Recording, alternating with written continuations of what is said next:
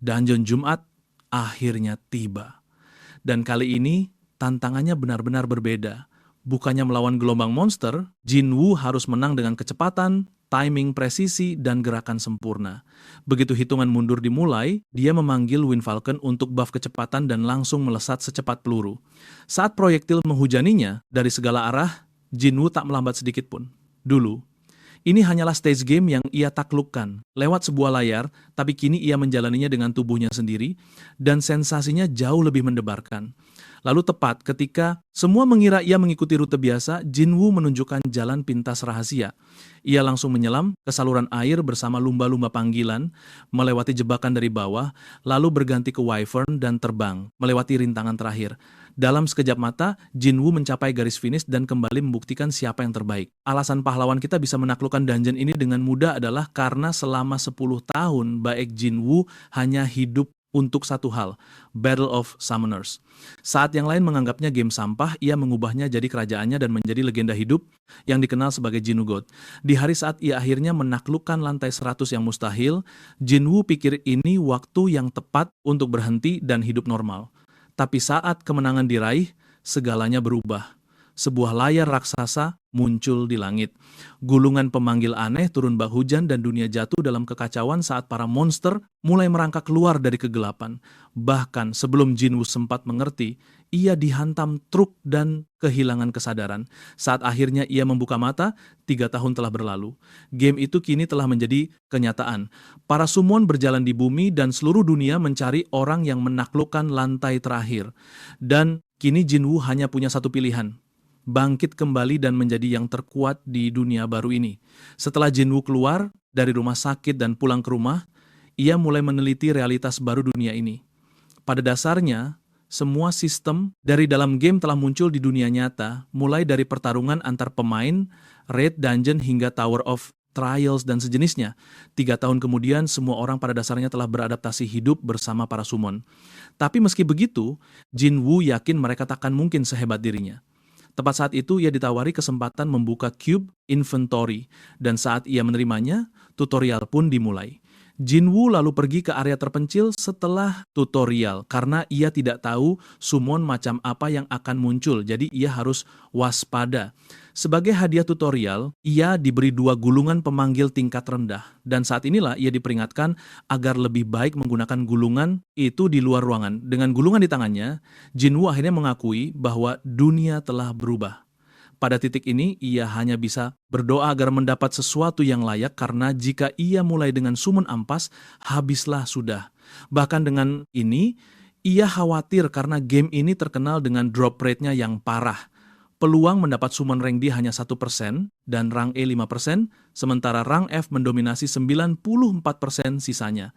Sebelum merobek gulungannya, Jinwoo mulai memohon pada semua dewa yang ia tahu berharap mendapatkan sesuatu yang benar-benar bagus. Sebenarnya, ia rela mendapat summon rang E asalkan berguna. Setelah merobek gulungan itu, Jinwoo penasaran apa yang akan terjadi selanjutnya. Dan tiba-tiba cahaya terang menyambar ke tanah. Sebuah lingkaran sihir muncul dan dari sanalah sesosok summon bangkit. Ternyata itu adalah peri angin summon dengan rank X. Jinwoo benar-benar bingung karena ia bahkan tidak tahu ada rank semacam ini. Sang peri tak mengerti apa yang terjadi sampai ia melihat Jinwoo berdiri di dekatnya. Ia panik karena tidak sadar kalau dirinya akan benar-benar dipanggil. Bahkan Jinwoo pun tercengang karena tak mengerti bagaimana bisa seekor summon bisa berbicara. Jinwoo akhirnya menenangkan diri dan bertanya pada sang peri, apakah dia Ramba. Peri itu menjawab hanya ada satu orang yang memanggilnya begitu, yaitu Jinwoo God. Saat itulah ia sadar bahwa ia sedang berdiri di hadapan Jinwoo God. Ia langsung melompat memeluk Jinwoo berkata ia sangat merindukannya. Jinwoo akhirnya ingat pernah mendapatkan peri rank E dulu. Jika seseorang menggunakan mekanik tersembunyinya dengan baik sambil memasang rune yang tepat, ia otomatis menjadi unit dewa yang meningkatkan kecepatan serangan secara eksponensial.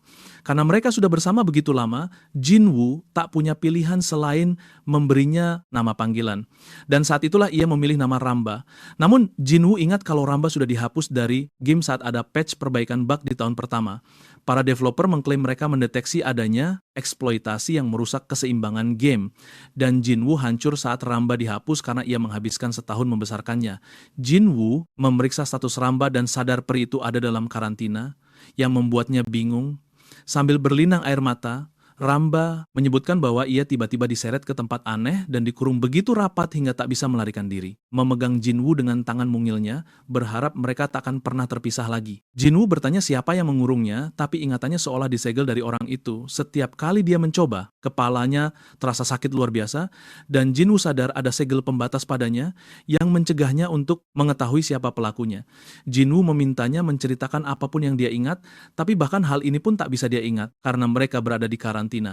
Dari ucapannya, Jinwoo sadar bukan hanya dia yang dikurung dan dia pun bertanya, apa ada summon lain sepertinya yang saat ini masih terpenjara? Dia mengiyakan, tapi dia tak tahu siapa saja karena mereka tidak dikurung di ruangan yang sama. Dia hanya bisa merasakan kalau jumlah mereka sekitar 10. Seketika Jinwoo tersadar, dia sedang membicarakan 10 summon yang menghilang setelah ditandai sebagai bug saat dia gunakan dulu. Ramba lalu memberitahunya, sepertinya mereka mendapat kesempatan kabur. Setiap kali Jinwoo merobek gulungan, karena sudah lama sekali dia tidak merasakan panggilan dari gulungan level rendah. Sampai Jinwoo menggunakannya. Ini langsung mengonfirmasi dugaannya bahwa hanya dia yang bisa memanggil rank X. Dia bertanya-tanya apa ini hadiah karena menyelesaikan lantai ke-100 menara ujian. Jinwoo memutuskan merobek gulungan satunya lagi berharap dapat summon bagus, tapi kali ini yang muncul adalah gorila rank F. Jinwoo kecewa, namun ini membuktikan kalau tingkat kemunculan rank X benar-benar acak. Sambil mengumpati game sampah ini, dia sadar harus merobek gulungan sebanyak mungkin untuk memperbesar peluang memanggil rank X. Dia yakin bisa menjadi jauh lebih kuat dari sebelumnya jika berhasil mendapatkan semuanya. Jinwoo lalu meminta Ramba berhenti memanggilnya Dewa Jinwoo dan cukup panggil namanya saja. Ramba bertanya kenapa, dan ini semua karena kelima kaisar yang telah menyebarkan nama itu ke seluruh dunia selama 3 tahun dia menghilang. Dia tak tahu seberapa jauh perbedaan kekuatan mereka dan kelemahan apa yang mungkin dia miliki. Jika kabar dia bisa mengendalikan rank X tersebar, dia hanya akan menjadi target iri dan cemburu. Tiba-tiba tanah mulai bergetar. Dan saat Jinwoo bertanya-tanya, sebuah dungeon muncul di hadapannya dan sistem memberitahunya sudah waktunya lanjut ke fase berikutnya. Jinwoo ragu, tapi kemudian dia ingat bahwa dialah pemain terkuat sebelumnya. Di saat yang sama, game sangat berbeda dari kenyataan. Tapi Jinwoo menenangkan dirinya dengan fakta bahwa ini hanyalah dungeon tutorial. Jinwoo lalu memberanikan diri masuk ke dungeon itu karena dia harus beradaptasi dengan kenyataan saat ini. Saat memasuki dungeon, Jinwoo merasakan hawa yang mencekam. Sistem memberitahunya, untuk bertarung di dungeon, dia harus membentuk sebuah tim summon. Dan saat ini, dia hanya punya 2 summon, Ramba dan si gorila. Padahal jumlah summon per tim adalah 5 dan sistem bertanya apakah dia siap menambahkan 2 summonnya ke dalam tim. Normalnya orang akan memaksimalkan tim dengan kelima summon untuk memperbesar peluang keberhasilan dungeon. Meskipun dia hanya punya 2 summon dan menantang dungeon dengan itu tampak nekat, Jinwoo percaya dengan strategi yang tepat mustahil untuk tidak menaklukkan dungeon ini. Jinwoo sudah ribuan kali menghadapi dungeon mengerikan. Karena seluruh panduannya sudah tergambar di kepalanya, Jinwoo pun menerima tantangan itu. Setelah menerima tantangan, monster yang harus dikalahkan muncul di kejauhan dan ternyata itu adalah serigala abu-abu kelaparan. Dia harus mengalahkan serigala itu dan kabur dari gua. Untuk melindunginya, sebuah perisai pelindung tercipta di sekeliling tubuhnya sementara para summonnya yang bertarung.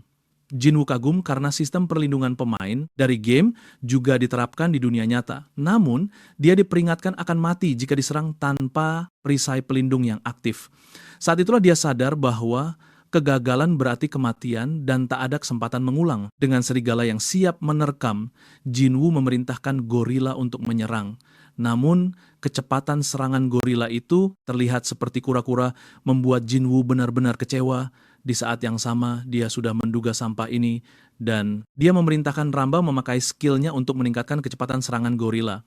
Ramba lalu mengayunkan tongkatnya. Dan begitu efeknya terasa, si gorila langsung menyerang membabi buta. Jinwoo terkesan dengan ini, tapi semangatnya langsung padam saat sadar serigala itu lebih besar dari dugaannya. Namun Jinwoo masih berkhayal tidak mungkin gorilanya akan kalah. Jinwoo mulai menghitung berbagai variabel di kepalanya saat keduanya saling menerkam. Semua perhitungannya sia-sia ketika serigala itu berhasil membanting gorila ke tanah. Jinwoo berteriak frustasi, menyuruh Ramba menambah kekuatan serangannya. Ramba menegaskan ia sudah mengerahkan seluruh tenaganya. Kekuatan Ramba pun kembali aktif dan gorila itu mendapatkan kekuatan untuk menghajar serigala itu. Serigala itu terlempar dan jatuh menghantam tanah. Ramba tak menyia-nyiakan kesempatan ini. Ia mengerahkan segalanya untuk meningkatkan kecepatan dan serangan si gorila. Gorila itu menerjang serigala dan melancarkan rentetan pukulan untuk mengakhirinya. Serigala itu pun terkapar tak berdaya dan si gorila memukul dadanya mendeklarasikan kemenangan. Dengan kalahnya serigala, Jinwoo mendapat notifikasi bahwa ia berhasil menyelesaikan dungeon. Ia merayakan fakta bahwa dirinya selamat. Sementara itu adik Jinwoo, Ajin, terlihat sedang mencairkan dana di markas asosiasi. Ternyata setelah dunia berubah 3 tahun lalu, Ajin berhasil mendapatkan profesi baru, yaitu sebagai pemain farmer rune. Tugasnya adalah mencari untung dengan menjual rune kepada pemain yang menjanjikan. Setelah kecelakaan Jinwoo, Ajin memutuskan menjadi seorang player, dan secara ajaib ia menemukan grimoire pemanggil tingkat menengah di sebuah dungeon. Dari sana, ia berhasil mendapatkan summon peringkat C dan ia merasa sangat beruntung. Berkat summon miliknya, Shadow Elf peringkat C, ia bisa terus menghasilkan uang dengan farming rune. Tiba-tiba ia mendapat telepon dari Jinwoo. Ia bertanya apa kakaknya sudah keluar dari rumah sakit dan Jinwoo membenarkannya, tapi ia menelepon untuk alasan yang berbeda. Ia mengungkapkan kalau ia tahu dari ayah mereka bahwa Ajin kini menjual rune. Ajin langsung memarahinya karena memakai deskripsi kasar dan tidak menyebutnya sebagai farmer rune. Jinwoo terpaksa mengoreksi ucapannya dan menyebutnya farming rune karena ia menginginkan sesuatu dari adiknya. Ia lalu bertanya apa Ajin tahu di mana pusat sintesis berada, dan ia menjawab tempat itu ada di zona pemain. Rupanya, setelah game menjadi nyata, orang butuh sebuah tempat untuk mengurus segala hal terkait summon mereka, dan begitulah zona pemain tercipta. Ada juga pusat sintesis, pusat enhancement, dan lainnya. Pada dasarnya, semua kebutuhan pemain bisa diurus di sekitar menara. Ajin dan Jinwoo kemudian bertemu di sebuah kafe, dan Ajin menjelaskan semua yang tidak ia ketahui. Ajin mengungkapkan ada 2, menara yang berubah menjadi menara ujian setelah game menjadi nyata, yaitu menara Jumsil dan menara Hyundai. Walaupun berbeda di tiap negara, menara ujian hanya muncul di 2 lokasi ini. Karena Jinwoo mencari zona pemain, ia bisa menemukannya di dekat menara-menara itu. Obrolan berlanjut, Ajin bertanya pada Jinwoo, apa peringkat summon miliknya, dan Jinwoo menjawab peringkat E dan F. Ajin terkejut mendengarnya, dan ia berkata bahwa kakaknya itu beruntung. Jinwoo tertawa canggung, dan hanya mengiyakannya untuk menghindari obrolan yang tidak perlu. Jinwoo lalu berkata pada adiknya bahwa ia butuh bantuannya karena ia ingin beradaptasi dengan cepat. Jinwoo meyakinkan Ajin bahwa ia akan memberinya uang saku nanti. Ajin pun terkejut Jinwoo bersikap murah hati padahal penghasilannya lebih besar. Jinwoo menggoda adiknya berkata bahwa ia takkan pernah tahu apa yang akan terjadi di masa depan karena bisa saja ia menjadi pemain terhebat di dunia. Ajin meremehkannya, mengatakan kakaknya hanya bisa bermimpi menjadi sekuat salah satu dari 5 kaisar. Ajin memberitahu Jinwoo bahwa 5 kaisar itu adalah para jenius dan orang biasa seperti mereka takkan pernah mencapai level itu. Jinwoo tersenyum mendengarnya dan meminta adiknya untuk menunjukkan jalan ke tempat tujuannya karena ia ingin melihat seperti apa zona pemain itu. Dalam perjalanan ke zona pemain, Ajin bertanya summon jenis apa yang ia dapatkan dan Jinwoo menjawab itu adalah Wind Fairy. Ajin benar-benar bingung karena ini pertama kalinya ia mendengar tentang Wind Fairy. Ia menyarankan agar mereka memanggilnya, tapi Jinwoo menolak. Ajin memarahi kakaknya yang payah karena mereka bukanlah orang asing dan sepertinya summon itu tidak akan aus hanya karena dilihat. Jinwoo setuju tapi meminta Ajin untuk menunjukkan miliknya lebih dulu. Ajin dengan senang hati mengeluarkan summon miliknya sambil berkata pada Jinwoo, jangan sampai mati iri saat melihatnya. Melihat betapa percaya dirinya Ajin, Jinwoo jadi penasaran harta macam apa yang adiknya sembunyikan. Saat summon miliknya akhirnya muncul. Ternyata itu adalah Shadow Elf peringkat C Jinwoo. Sangat kecewa melihatnya dan adiknya langsung mengomelinya karena reaksi yang ia berikan. Ia berkata bahwa summon peringkat C itu pada dasarnya adalah bangsawan tingkat tinggi. Jadi kakaknya tak punya alasan meremehkan summon berharganya. Jauh di lubuk hati, Jinwoo tak percaya adiknya menganggap Shadow Elf sebagai summon peringkat tinggi. Karena dulu ia memakai summon seperti ini untuk mengumpulkan X di lab fusi. Jinwoo lalu bertanya pada Ajin apakah Shadow Elf itu juga bisa bicara, tapi pertanyaan itu terdengar bodoh bagi si Elf dan juga Ajin. Jinwoo mencoba menyapa si Elf, tapi ia malah terlihat konyol. Ajin memarahinya, mengatakan kalau para summon itu tidak bisa bicara. Saat itulah Jinwoo sadar, fakta bahwa Ramba bisa berbicara bukanlah hal yang umum, sebuah fenomena. Jinwoo bertanya lagi dan Ajin menjelaskan bahwa summon memang tak punya suara. Menyadari betapa bodohnya dia berasumsi semua summon bisa bicara hanya karena Ramba mampu. Ajin menagih giliran Jinwoo, tapi Jinwoo menolak, mengatakan akan menunjukkannya nanti. Ajin kesal karena Jinwoo ingkar janji. Bagi Jinwoo, dia sadar akan terlalu berisiko untuk memamerkan summonnya di publik. Tak lama mereka tiba di zona player dan Jinwoo dibuat sangat terkejut. Pemandangannya begitu berbeda dari ingatannya dan Ajin menjelaskan bahwa perusahaan menghancurkan menara asli setelah menara ujian muncul. Ajin kembali menyindir kakaknya, mengatakan takkan ada orang yang mau menghabiskan waktu di tempat suram seperti itu. Ajin berkata pada Jinwoo bahwa suasana yang cerah ini membuatnya lebih mirip tanah petualangan. Ditambah lagi, sebuah dungeon telah menelan menara itu, jadi tak ada yang akan datang ke sana untuk berlibur. Jinwoo terpaksa mengakui bahwa seluruh pemandangan ini cukup mendebarkan. Jinwoo melihat tempat pertukaran di kejauhan dan bertanya soal itu. Ajin memberitahunya para player bisa menukar segalanya, dari scroll hingga rune. Hal ini membawa kenangan nostalgia bagi Jinwoo, karena dulu dia sering membuka scroll dan rune bersama teman kayanya, Becon. Ajin menunjukkan pamflet berisi semua yang dia butuhkan dan menyuruhnya ke pusat informasi jika perlu pemandu. Namun, Jinwoo bilang dia baik-baik saja, karena tak ada yang perlu dipelajari atau ditanyakan. Jinwoo berencana menggunakan segalanya untuk mencapai puncak. Ajin bertanya apa dia yakin soal itu dan Jinwoo meyakinkannya. Dia bilang Ajin boleh pergi karena dia ingin melihat-lihat sebentar. Ajin setuju, tapi dia merasa kakaknya bertingkah aneh seolah-olah sedang kerasukan. Ajin menyimpulkan kakaknya hanya mencoba beradaptasi, jadi dia takkan ikut campur. Namun, dia berteriak agar Jinwoo meneleponnya jika butuh bantuan. Beberapa saat kemudian, Jinwoo pergi ke area sepi sebelum memanggil Ramba. Ramba muncul dengan semangat dan mulai mengoceh, tapi Jinwoo menyuruhnya diam. Ramba bertanya apa masalahnya dan Jinwoo menjelaskan bahwa dia tidak boleh bicara saat mereka di depan umum. Ramba hampir pingsan mendengarnya dan Jinwoo memberitahunya dia tak ingin orang lain tahu kemampuannya. Dia menegaskan bahwa mulai saat itu Ramba hanya diizinkan bicara di dalam dungeon. Dia meminta Ramba mengangguk jika mengerti dan Ramba melakukannya. Setelah mereka sepakat, Jinwoo menyarankan untuk memeriksa situasi mereka saat ini. Dia tahu butuh modal untuk memulai, tapi saldo rekeningnya sama sekali tidak mendukung.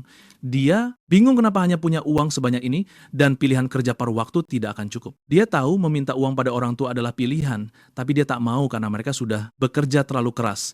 Jinwoo merasa hanya akan dianggap parasit jika dia meminta uang setelah semua pengorbanan mereka. Karena pernah memulai dari nol, Jinwoo yakin bisa melakukannya lagi. Alasan dia menjadi yang terbaik adalah karena dia seorang ranker tanpa modal. Dia mendapat semuanya tanpa mengeluarkan uang sepeser pun di game. Jika bisa di dalam game, dia bertekad melakukan hal yang sama di dunia nyata.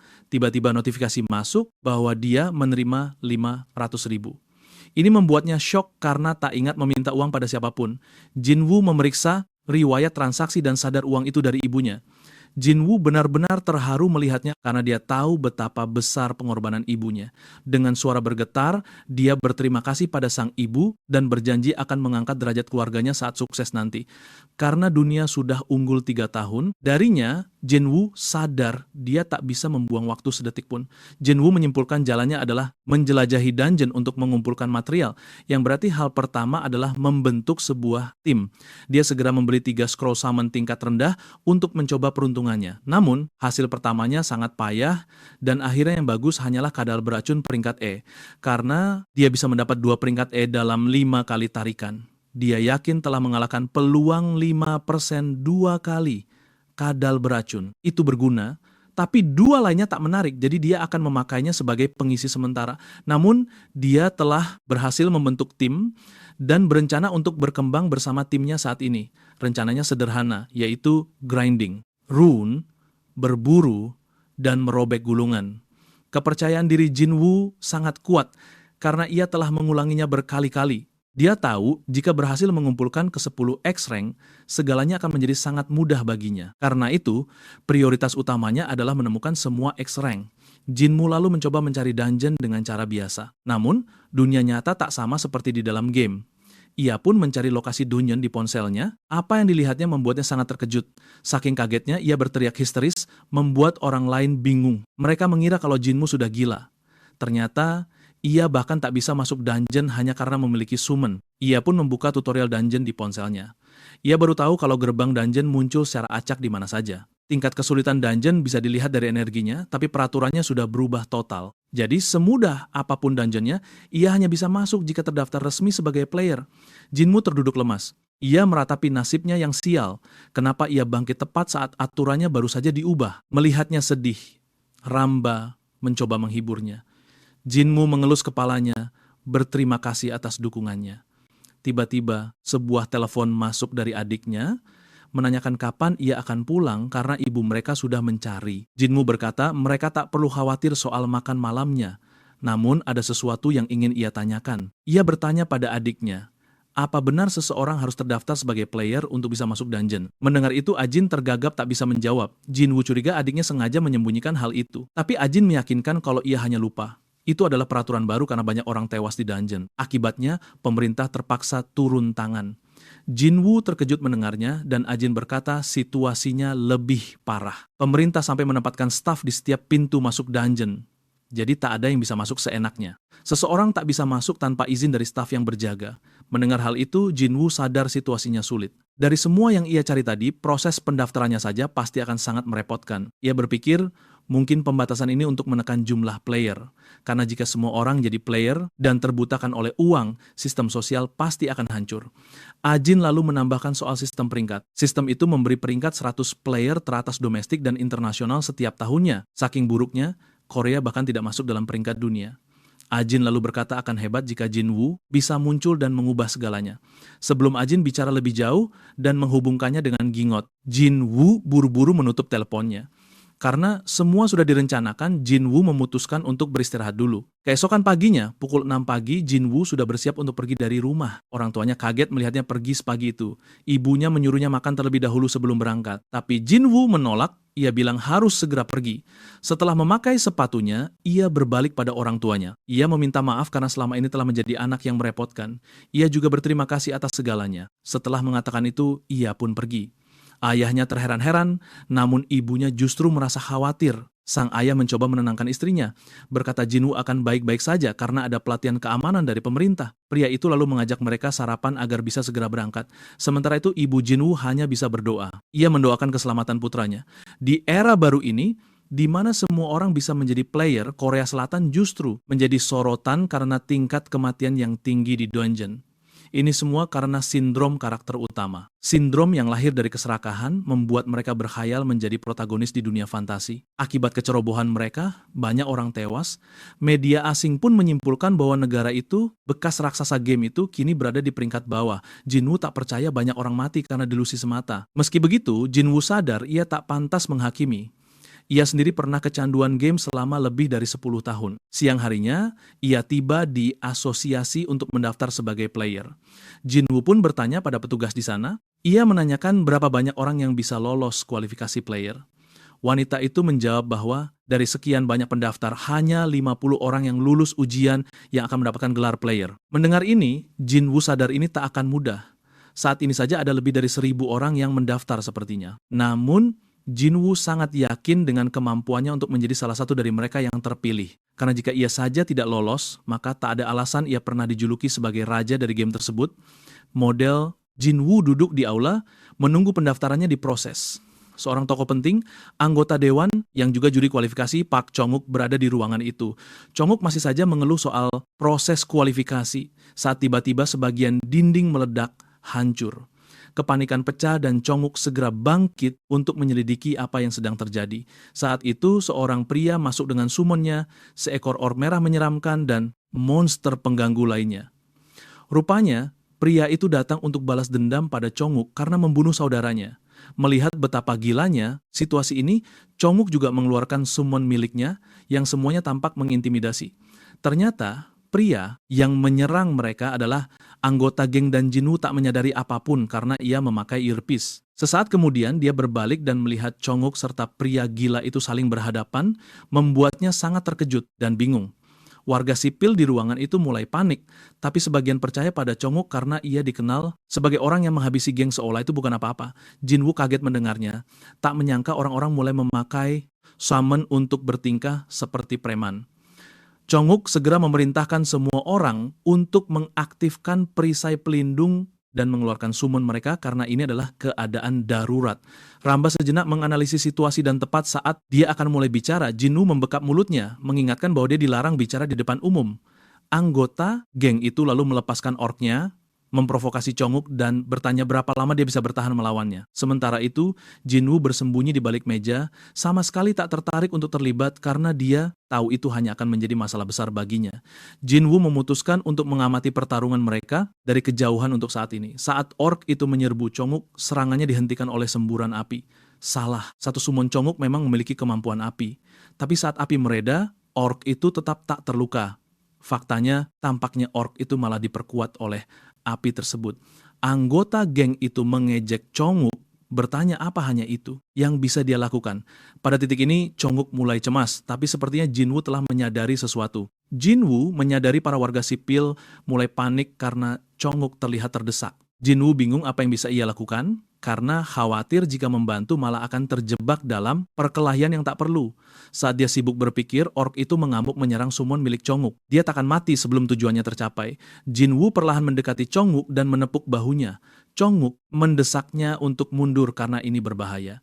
Namun, Jinwoo menolak dan berbisik di telinganya, memberitahu bahwa timing kura-kura api itu sedikit meleset. Dia menyuruhnya memperhatikan para buffer di belakang ork merah itu. Ternyata, para buffer itu memberikan buff resistensi api, dan Jinwoo memberitahu Chonguk bahwa serangan api takkan mempan dengan timing seperti itu. Chonguk terkejut mendengarnya karena dia tak tahu ork itu menjadi merah karena resistensi api. Karena sudah tahu triknya, Chonguk memerintahkan kura-kura apinya untuk memanggang semua summon musuh, termasuk para buffernya. Ajaibnya, rencana itu berhasil dan ork itu terpanggang bersama summon musuh lainnya. Anggota geng itu panik karena tak menyangka Chonguk bisa membaca triknya. Sebelum dia sadar, dia kehilangan semua summonnya dan perisai pelindungnya juga hancur lebur. Menyadari dia sudah tamat, dia mulai memohon, memberitahu Chonguk bahwa dia akan menyerahkan diri. Namun, Chonguk menangkapnya dengan summon berbentuk pohon, menyuruhnya untuk tutup mulut. Dia mengingatkan bahwa anggota geng akan langsung dieksekusi, dan tidak ada pengecualian. Air mata mengalir di wajahnya saat nyawanya direnggut paksa dari tubuhnya. Darahnya berceceran kemana-mana dan orang-orang di ruangan itu merayakan kemenangan Chonguk. Jinwoo di sisi lain sedikit trauma dengan kejadian itu. Pria itu mungkin jahat, tapi terasa aneh melihatnya dibunuh secara brutal. Dengan ini, Jinwoo menyimpulkan bahwa dunia ini tidak lagi seperti yang dulu. Dia sadar bahwa bertahan hidup akan butuh tekad yang sangat kuat. Dan saat itu juga Chonguk menghampirinya berterima kasih atas bantuannya. Jinwoo dengan rendah hati menjawab itu bukan hal yang serius. Dan Chonguk menyebutkan bahwa dia ingin memberinya hadiah. Jadi dia bertanya dari guild mana dia berasal. Jinwoo menjawab bahwa dia bahkan belum terdaftar sebagai player, jadi dia tidak punya guild. Chonguk terkejut saat mendengar ini karena Jinwoo bisa mengenali buff summon dengan mudah, padahal dia bahkan belum terdaftar. Chonguk lalu bertanya apakah dia punya KTP karena hanya itu yang dia butuhkan dan Jinwoo mengiyakan sebelum menyerahkannya. Chonguk berkata bahwa setelah mereka melakukan pemeriksaan latar belakang, hadiahnya akan diberikan sesuai dengan peraturan yang ada. Jinwoo senang mendengarnya dan kemudian berjalan pergi. Setelah itu, Chonguk menelepon salah satu asistennya, menyuruhnya mengecek data Jinwoo dan segera melapor.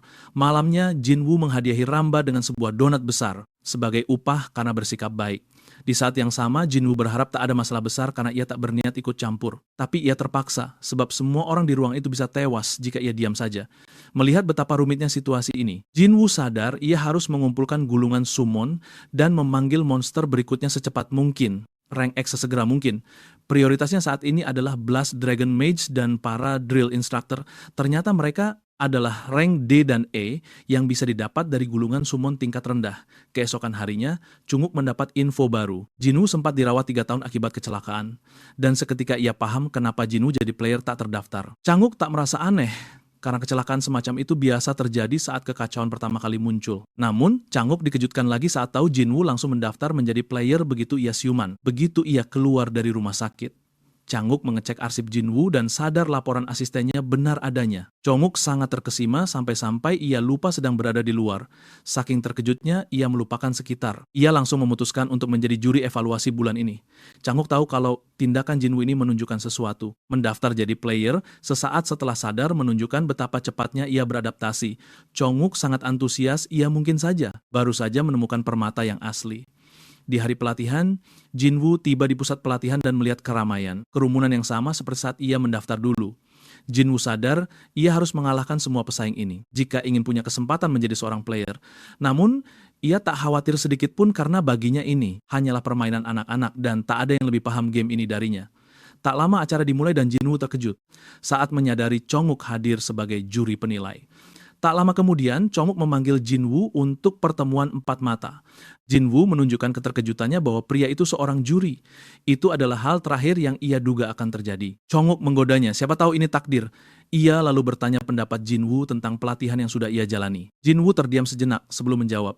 Semua materi yang diajarkan dalam pelatihan itu adalah hal yang sudah ia tahu. Bahkan, salah satu strategi yang mereka ajarkan adalah ciptaannya sendiri. Akhirnya, Jinwoo pun buka suara. Ia bilang pada Chonguk pelatihannya lumayan, tapi dalam hati ia merasa kesal. Chonguk lalu memberitahunya soal kompensasi. Ia memanggilnya karena kompensasi yang ia sebutkan di pertemuan terakhir mereka. Namun sebelum itu, Chonguk ingin bertanya. Ia punya satu pertanyaan. Ia ingin tahu apakah Jinwoo seorang gamer. Jinwoo bingung dengan istilah itu. Chonguk menjelaskan, gamer adalah orang yang memainkan game ini sebelum jadi kenyataan. Pada dasarnya, siapapun yang pernah memainkan game itu, sesingkat apapun, mendapat gelar ini. Faktanya 70% ranker Korea adalah gamer. Jinwoo langsung paham kenapa Changuk menanyakan ini. Tidak mungkin orang biasa tahu informasi soal summon buff. Jinwoo menjawab kalau ia sempat memainkannya sedikit. Changuk merayakan intuisinya yang setajam silet. Ia lalu bertanya berapa lama Jinwoo memainkannya. Jinwoo berpikir sejenak sebelum menjawab. Ia tahu kalau game itu sangat payah dan hampir tak punya pemain. Mengaku main 10 tahun akan langsung membongkar identitasnya. Bahwa ia adalah Ginugot. Jinwoo mengubah jawabannya, bilang ia main sekitar setahun. Tapi bahkan jawaban itu sudah cukup membuat Changuk sangat terkesan. Jinwoo khawatir jawabannya salah, tapi Changuk justru memujinya. Betapa hebatnya ia bisa bertahan memainkan game itu setahun penuh. Jinwoo menjawab seadanya, tapi Changuk tak peduli. Ia tahu sebagian besar ranker Korea bahkan tak tahan setengah tahun, tapi Jinwoo sanggup bertahan lebih lama, selama setahun penuh. Changuk berdeham, lalu mengatakan ia sudah menyiapkan 2 pilihan kompensasi untuknya, dan Jinwoo bebas memilih salah satunya. Opsi pertama, ia akan menggunakan wewenangnya untuk Jinwoo, langsung mendaftarkannya sebagai player dan memberinya posisi di markas pusat. Chonguk mengatakan ini dengan semangat, dengan penuh antusias, tapi Jinwoo tak bergeming sedikit pun. Opsi kedua adalah uang tunai 5 juta won. Keduanya terdengar buruk bagi Jinwoo, tapi bagi Changuk ia sudah memberikan penawaran terbaik yang ia bisa berikan. Changuk yakin Jinwoo akan mengambil opsi registrasi instan, tapi Jinwoo mengejutkannya dengan memilih uang tunai. Changuk tak percaya mendengarnya.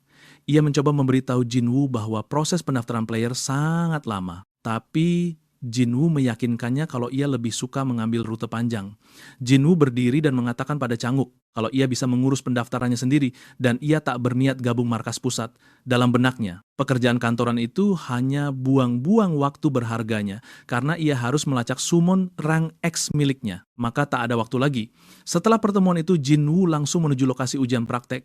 Sang petugas menjelaskan syarat kelulusannya simpel, taklukkan dungeon harian. Ia akan memasuki dungeon Selasa dengan misi time attack, jadi kecepatan adalah kunci. Yang mengejutkan, Changuk ternyata ada di sana untuk menyaksikan ujian Jinwoo karena tak percaya tawarannya ditolak. Terlebih lagi, ia sadar pemahaman Jinwoo soal rune dan summon jauh di atas rata-rata. Karena Jinwoo telah memberi wawasan yang membuat para profesor tampak seperti anak kecil. Disinilah Chongshok sadar, Jinwoo bukanlah talenta yang bisa disia-siakan. Chongshok menggigit jarinya penuh sesal, haruskah ia menawarkan Jinwoo syarat yang lebih baik? Setelah penjelasan selesai, petugas mempersilakan Jinwoo untuk masuk ke dalam dungeon. Jinwoo pun memasuki dungeon bersama para summon-nya dan sistem memberitahunya untuk membasmi semua slime yang telah menguasai dungeon. Jinwoo lalu memanggil Ramba, menyuruhnya melakukan apa yang perlu dilakukan, dan Ramba meyakinkannya bahwa semua beres. Ramba langsung memberikan buff. kekuatan serangan dan kecepatan pada si gorila. Ternyata, Dungeon Selasa memiliki struktur labirin di mana para peserta harus melawan slime sambil mencari jalan ke bos. Ini adalah tempat di mana para pemula biasanya tersesat dan membuang-buang waktu, tapi Jinwoo bukan pemula dan dia tahu kalau para slime lambat itu harus diabaikan. Dungeon ini sudah sangat sering ia taklukkan sampai-sampai ia bosan. Jinwoo langsung menuju ke bagian terdalam dungeon dan menemukan bosnya, yaitu seekor King Slime raksasa.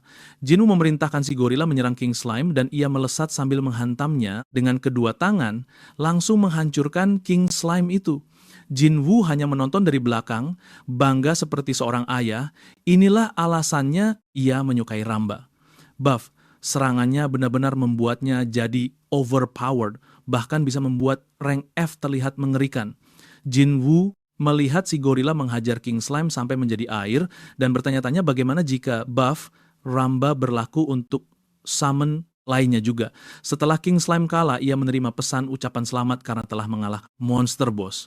Waktu penyelesaiannya tercatat 5 menit, tapi Jinwoo tak terkesan karena dulu ia biasa menyelesaikannya dalam 1 menit. Tiba-tiba, ia diberitahu bahwa ia telah memecahkan rekor Korea Selatan yang memberinya sebuah pencapaian spesial. Sebagai hadiah, ia mendapat 3 summoning scroll tingkat tinggi dan sebagai tambahan, ia diberi 2 abrasif tingkat rendah. Jinwoo terkejut bukan main, karena ia baru saja memecahkan rekor yang bahkan tidak ia ketahui ada. Para petugas yang memantau di belakang layar juga ikut terperangah saat mereka menyadari rekornya telah berubah. Para petugas syok berat karena penurunan waktunya sangat drastis. Mereka makin kaget saat tahu kalau pemecah rekor itu adalah Jinwoo, nama yang belum pernah mereka dengar. Fakta bahwa seorang non-ranker memecahkan rekor membuat segalanya makin heboh dan berita itu pun sampai ke telinga Changok. Pada titik inilah Changok menyimpulkan Jinwoo adalah talenta level nasional dan mereka harus melakukan apapun untuk mengamankannya. Changok tahu mereka harus mengerahkan segalanya agar Jinwoo tidak direbut negara lain, karena reputasi negara mereka bergantung padanya. Changok segera memerintahkan bawahannya untuk mendaftarkan Jinwoo tanpa ditunda. Dia menjelaskan time attack dibagi menjadi ranking domestik dan global. Peringkat 1 di Korea adalah seorang pria bernama Kang dengan rekor 6 menit. Peringkat pertama, dunia, dipegang oleh Rachel dengan rekor 2 menit. Dengan kedatangan Jinwoo, ia sudah melampaui rekor milik Kang. Changok berkata pada bawahannya, apapun yang terjadi, Jinwoo pantas mendapat perlakuan khusus.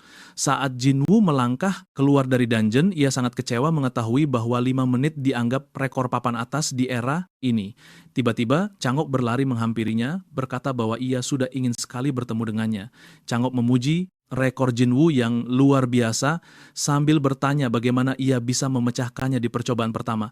Jinwoo bahkan tidak bisa memberi jawaban pasti, ia hanya menjawab gugup karena rekor itu bukan yang terbaik baginya. Changok lalu menyerahkan lisensi playernya, memberitahu bahwa Jinwoo didaftarkan secara khusus karena telah membuktikan dirinya. Fokus Jinwoo tertuju pada lisensinya saat Changok bertanya lagi bagaimana ia memecahkan rekor itu. Jinwoo memikirkan situasinya. Ia tahu jika ia membocorkan pengetahuannya, level Korea Selatan akan langsung meroket. Tapi masalahnya adalah apa yang terjadi setelahnya. Ada 2 kemungkinan yang bisa terjadi. Ia bisa beruntung dan dihujani kekayaan serta ketenaran. Tapi di sisi lain, ia bisa saja diculik oleh orang jahat yang akan menyiksanya untuk menguras semua informasi darinya.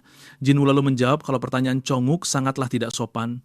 Changok mengakuinya. Strategi antara pemain adalah rahasia mutlak, tak boleh bocor keluar. Tapi Korea Selatan sangat butuh orang sepertinya. Dari sudut pandang Jinwoo, pria ini bukanlah orang jahat. Dia langsung membayar dan kepribadiannya juga baik. Pria itu juga cerdas, membuat Jinwoo berpikir untuk memanfaatkan negara. Ini akan mempercepat pertumbuhannya daripada bergerak sendiri. Jinwoo lalu berkata pada Chang agar mereka pindah ke tempat lain. Keduanya pergi ke kafe, di sana Chang menjelaskan bahwa negara butuh bantuannya. Chang tahu dia terbaring sakit selama 3 tahun. Jinwoo langsung bertanya dengan tajam apakah mereka menyelidikinya. Chang meminta maaf, menjelaskan player kuat tanpa registrasi bisa berbahaya. Itulah alasan tindakan mereka. Jinwoo lalu bertanya apakah penyelidikan akan berlanjut setelah dia terdaftar. Dia menegaskan pada Changuk agar tak mengulanginya. Chang setuju, meski dalam hati dia cukup terkejut. Jinwoo tetap tenang, tak seperti orang lain yang panik saat berhadapan dengan negara. Ini menunjukkan Jinwoo sadar akan nilainya. Jinwoo lantas bertanya keuntungan apa yang dia dapat jika membantunya. Chang menjawab dia akan mendapat kerja samanya. Jinwoo ingin penjelasan lebih dan Chang pun mulai bicara tentang posisinya di markas. Semakin banyak suara, semakin besar kekuasaannya. Jin Woo langsung melihatnya sebagai politisi biasa. Chang melanjutkan dia akan memberi dukungan penuh sesuai wewenangnya, tapi Jin Woo tak terkesan. Jin Woo pun menawarkan sebuah kesepakatan. Selama sebulan ke depan, dia akan fokus berkembang dengan dukungan penuh dari Chang. Jika Chang suka hasilnya, rencana berlanjut. Jika tidak, Jin Woo akan mengembalikan semuanya atau membayarnya dengan informasi setara. Chang sadar Jin Woo memanfaatkannya sebagai sekretaris selama sebulan, tapi dia tak khawatir sama sekali. Chang menyetujui kesepakatan itu karena dia tahu keuntungan berada di dekat Jin Woo jauh lebih besar.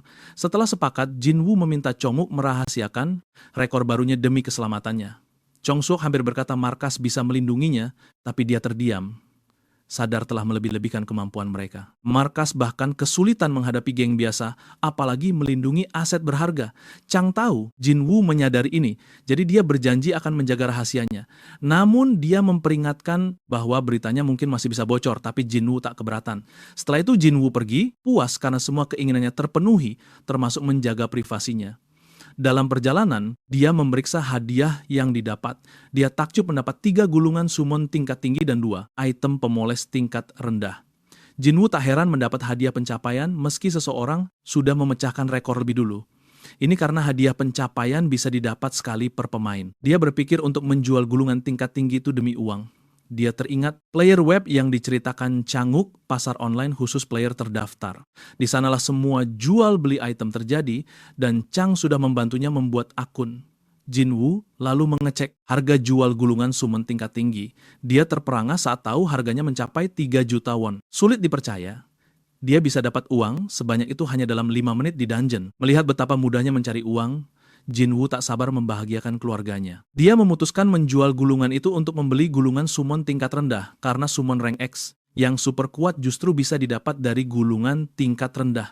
Mereka jauh lebih kuat dari rank B. Jin Woo heran melihat gulungan tingkat rendah harganya 5.000 won padahal sangat umum. Kenapa tak ada yang menurunkan harga padahal penjual lebih banyak dari pembeli? Karena penasaran, dia menelepon Ajin untuk bertanya. Ajin menjelaskan bahwa markas pusatlah yang sebenarnya membeli gulungan tingkat rendah itu. Saat Jin Woo bertanya alasannya, Ajin bilang, itu demi mendukung para player papan atas. Pemerintah membelinya dengan dana negara dan menetapkan harga jual 5.000 won. Karena semua orang bisa menjual langsung ke pemerintah, tak ada yang mau menurunkan harganya. Ajin menambahkan, kebijakan lama ini mungkin akan segera dihapus. Stok markas sudah terlalu banyak. Sadar akan langkah selanjutnya, Jin Woo menyeringai dan berterima kasih pada Ajin sebelum menutup telepon. Ternyata, banyak scroll summon rendahan menumpuk di tangan mereka yang ingin bekerja sama dengannya. Maka Jin Woo pun mendatangi Chang-wook. Seperti biasa, Chang-wook menyambutnya dengan antusiasme berlebihan, membuat Jin Woo sedikit canggung. Ia bertanya apa yang bisa dibantu dan Jin Woo langsung ke intinya. Ia butuh scroll tingkat rendah. Chang-wook terkejut. Kenapa scroll rendahan bukan yang tingkat menengah atau tinggi? Ia pun bertanya berapa banyak yang Jin Woo butuhkan. Jin Woo menjawab sebanyak mungkin. Chang-wook mencoba tetap tenang meski permintaan itu membuatnya gelisah. Namun, ia setuju karena markas besar menerima sekitar 50.000 scroll itu setiap hari. Chang-wook bilang ia bisa menjualnya, tapi memperingatkan Jin Woo soal menjualnya kembali. Tapi Jin Woo menyela ia akan memakainya sendiri. Chang-wook curiga Jin Woo merencanakan sesuatu yang brilian. Dia bukan sekadar gamer biasa. Mengumpulkan scroll rendahan sebanyak ini pastilah untuk sesuatu yang spektakuler. Namun, Chang-wook memberitahu ada satu syarat, yaitu ia harus memberikan informasi yang berguna sebagai gantinya. Ia menjelaskan tugasnya adalah melayani rakyat. Menggunakan sumber daya negara tanpa alasan kuat bisa membuatnya kehilangan kepercayaan. Ia bilang menukar scroll dengan informasi adalah situasi saling menguntungkan yang aman baginya. Jin Woo tidak kaget Chang-wook tak memberikannya gratis. Ia tak terganggu karena ini berarti informasinya jauh lebih berharga dibandingkan tumpukan scroll itu.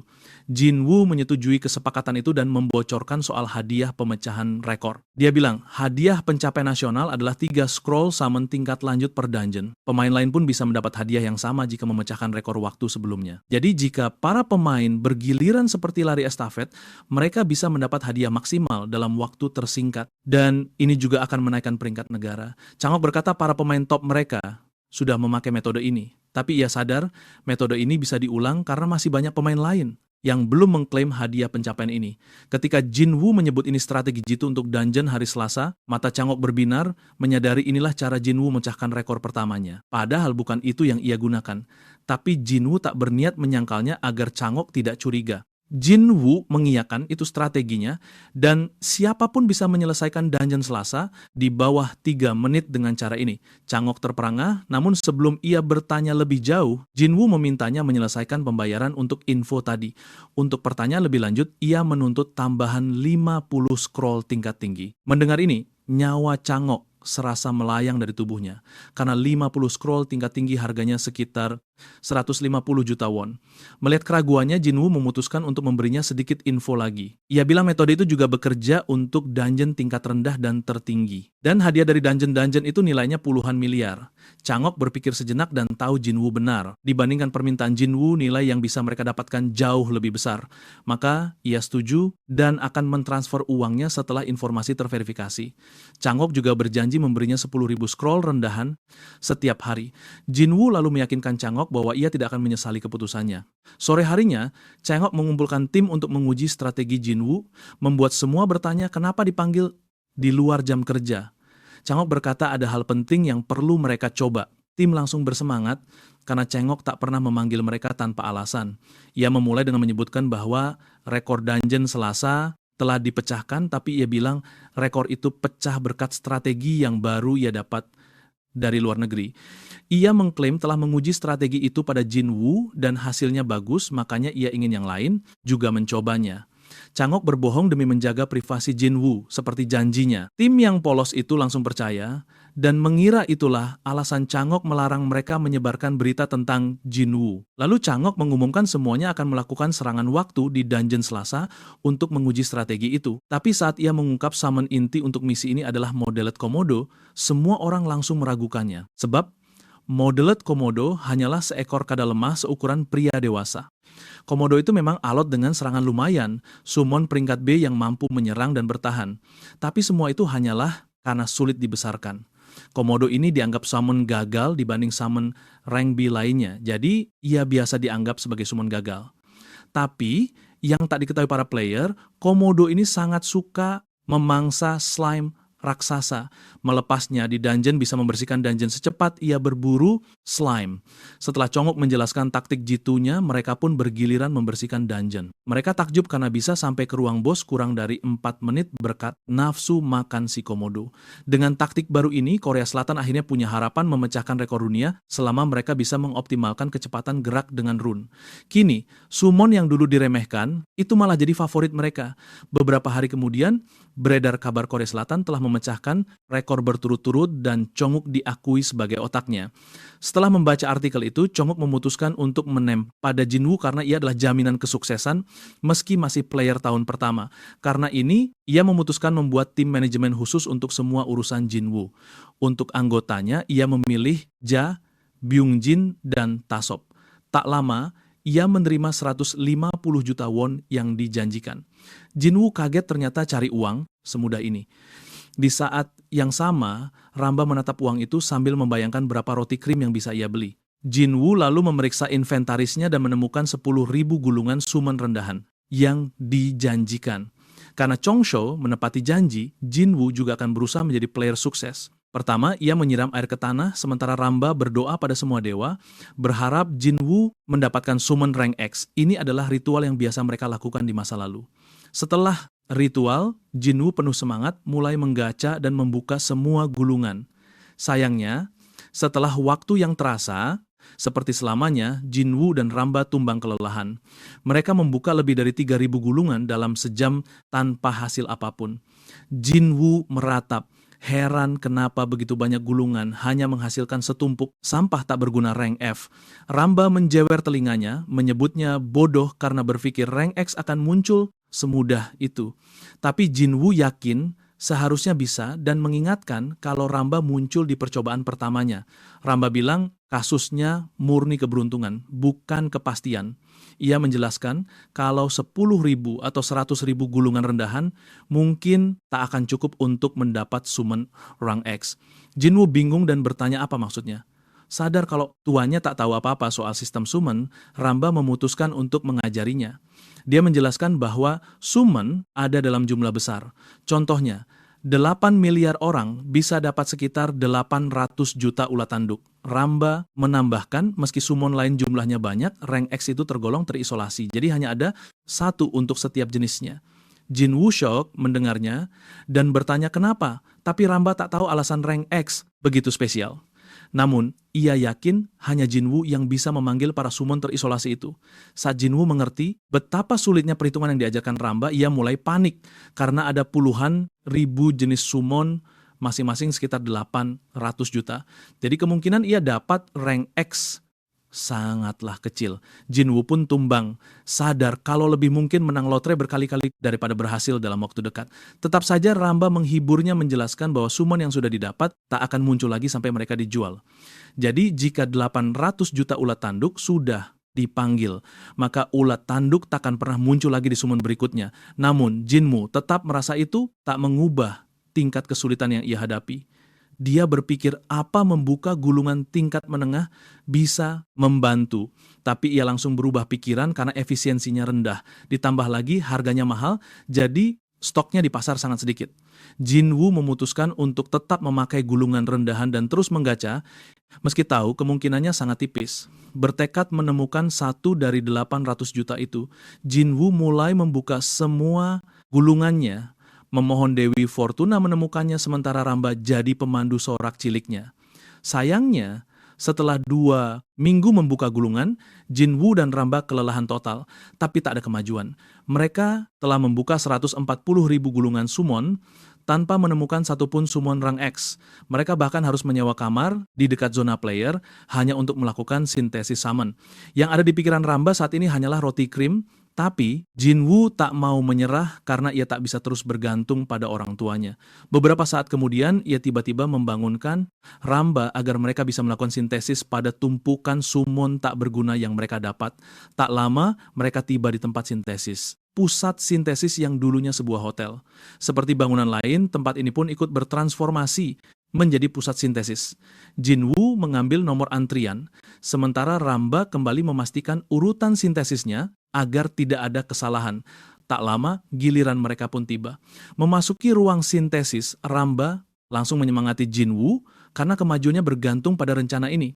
Pertama, Jinwoo mendaftarkan Ramba dan langsung mengkonfirmasi sintesis. Summon kelas Terry dikorbankan untuk menaikkan status Ramba. Meskipun mereka summon tak berguna, tetap saja memakan biaya. Jinwoo pun merasa sedikit merugi. Setelah sintesis selesai, Ramba naik ke level 21 dengan kecerdasan naik 2 poin. Jinwoo agak kecewa karena pengorbanan 140.000 summon hanya menaikkannya ke level 21. Di sisi lain, Ramba memamerkan ototnya yang tak terlihat seolah meminta pujian. Meski kecewa, Jinwoo tak menunjukkannya pada Ramba. Ia bahkan memujinya. Dengan level maksimal 100, butuh waktu sangat lama untuk menaikkan level Ramba secara signifikan. Beberapa hari kemudian, Chong-wook tampak sangat bersemangat setelah membentuk tim manajemen khusus untuk Jinwoo. Salah satu anggota tim, Byung-jin, bingung melihat bosnya begitu senang. Semua ini karena ekspektasi besar Chang pada Jinwoo. Dia berencana mengerahkan segalanya pada talenta luar biasa ini. Dia pun menanyakan kabar Jinwoo pada Byung-jin. Byung-jin menjelaskan bahwa Jinwoo terus membuka gulungan summon. Chong-wook kaget saat tahu Jinwoo datang lagi untuk mengambil lebih banyak gulungan. Byung-jin memberitahunya bahwa Jinwoo juga meminta membeli gulungan level rendah dengan uang 150 juta won yang dia terima. Rupanya, Jinwoo ingin membelinya di bawah harga pasar. Byung-jin berkata hal itu mungkin sulit dilakukan karena manajemen mulai protes akibat pengambilan gulungan yang terlalu sering. Chong-wook bertanya-tanya kenapa Jinwoo menginvestasikan uangnya pada gulungan level rendah, padahal pendapatannya besar. Dia merasa pasti ada alasan khusus di balik tindakannya. Jadi, dia menyuruh Byung-jin untuk menjualnya setengah harga. Byung-jin sangat terkejut. Dia memperingatkan bosnya bisa kena sanksi karena perlakuan khusus ini. Namun, Chang menyuruhnya tak khawatir. Dia yakin Jinwoo bisa menjadi pahlawan nasional. Chang pun membayangkan betapa bangsa akan memujinya kelak. Terungkap bahwa dia melakukan semua ini hanya demi mendukung seorang pahlawan. Karena itu Chong-wook membulatkan tekad dan menyuruh Byung-jin untuk mengikuti perintahnya. Tapi dia memperingatkan agar hal ini dirahasiakan di antara mereka dan tim yang terdiri dari seorang gadis bernama Jia dan pria lain bernama Tayub. Di tempat lain, Jinwoo dan Ramba terus merobek gulungan summon tanpa henti. Ramba mengeluh, bertanya sampai kapan mereka akan terus begini. Jinwoo menjawab, mereka baru berhenti saat mati. Tiba-tiba, Jia mendekati mereka.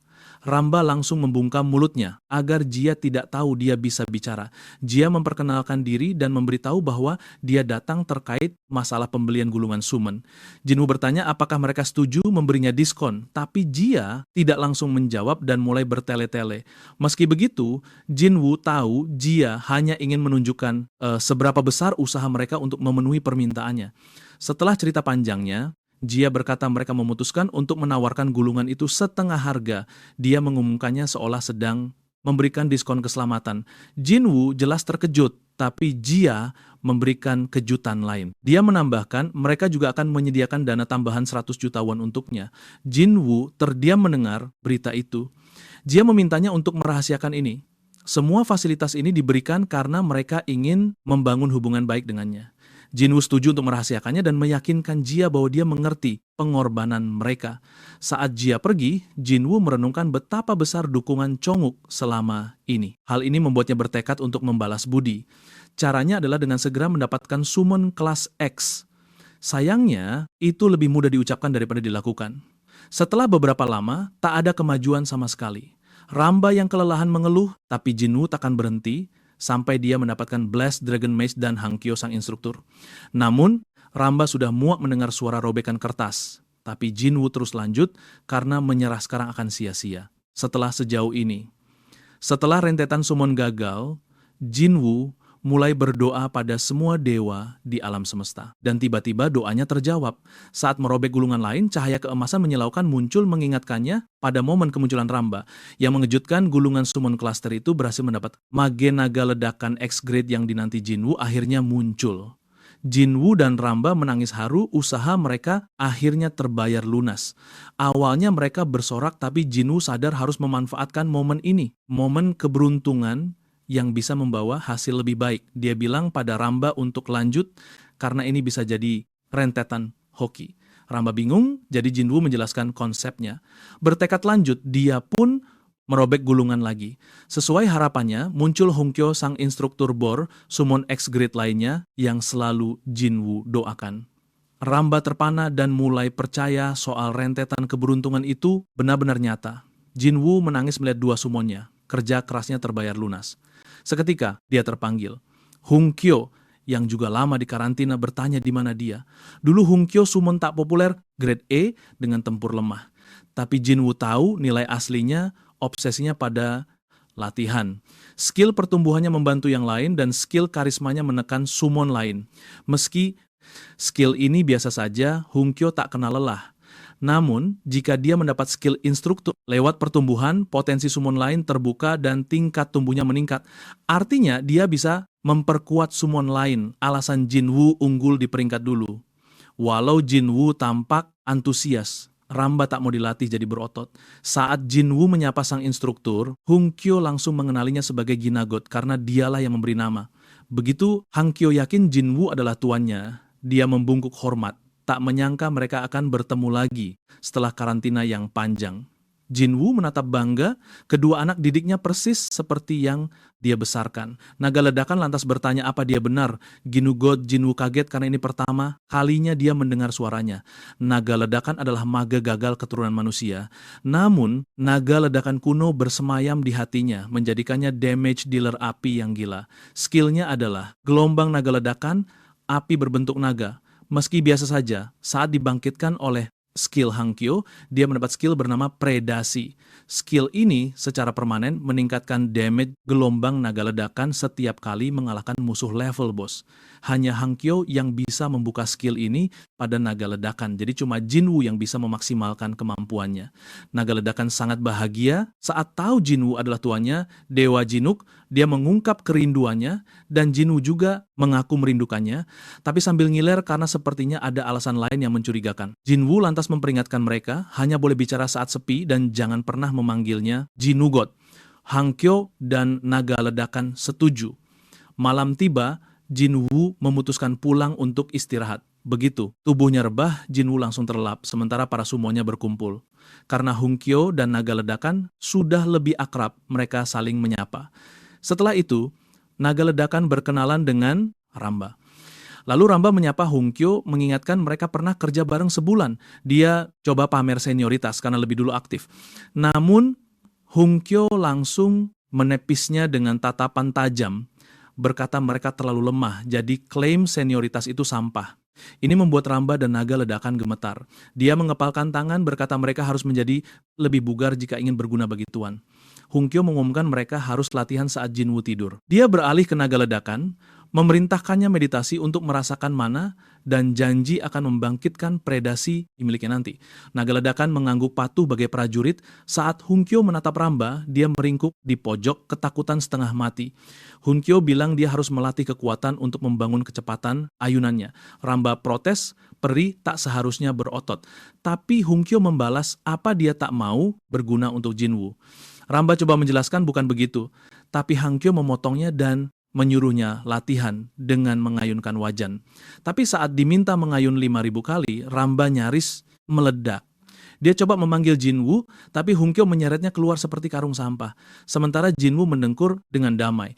Di markas player, Gia memberitahu Chongshok bahwa mereka tak bisa lagi mengakses gulungan, summon grade rendah, karena pemberitahuan resmi dari direktur.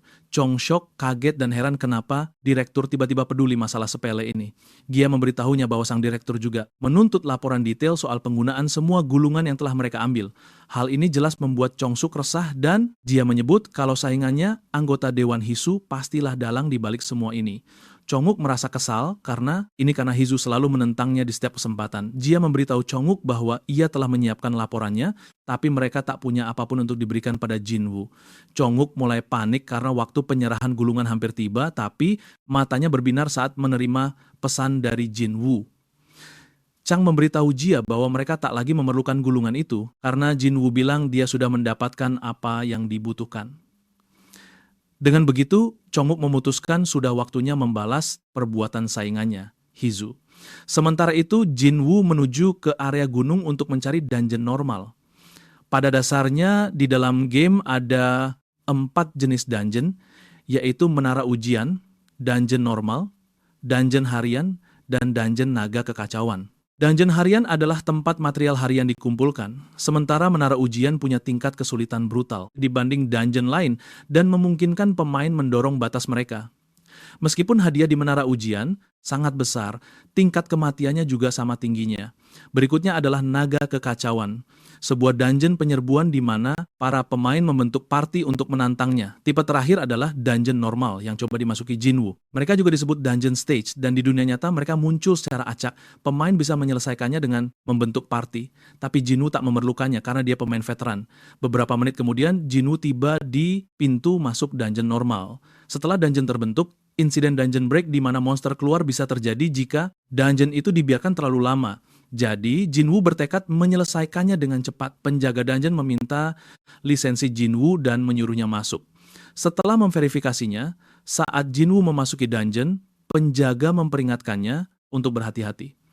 Begitu masuk, Jinwoo disambut suara senjata beradu, membuatnya sadar ini adalah dungeon penaklukan. Jinwoo melihat pasukan lapis baja berusaha menahan gerombolan orc agar tidak menembus pertahanan mereka. Seluruh pemandangan itu terasa sangat nyata bagi Jinwoo karena dia hanya pernah melihatnya di game. Dia menyaksikan dengan kaget saat para orc melukai beberapa prajurit dan para prajurit itu panik memanggil seorang healer. Sadar ini adalah perang sungguhan. Jinwoo memutuskan untuk fokus dari melakukan keahliannya. Dengan itu, dia mengaktifkan perisai di sekelilingnya dan memanggil timnya, menyuruh mereka bersiap untuk bertempur.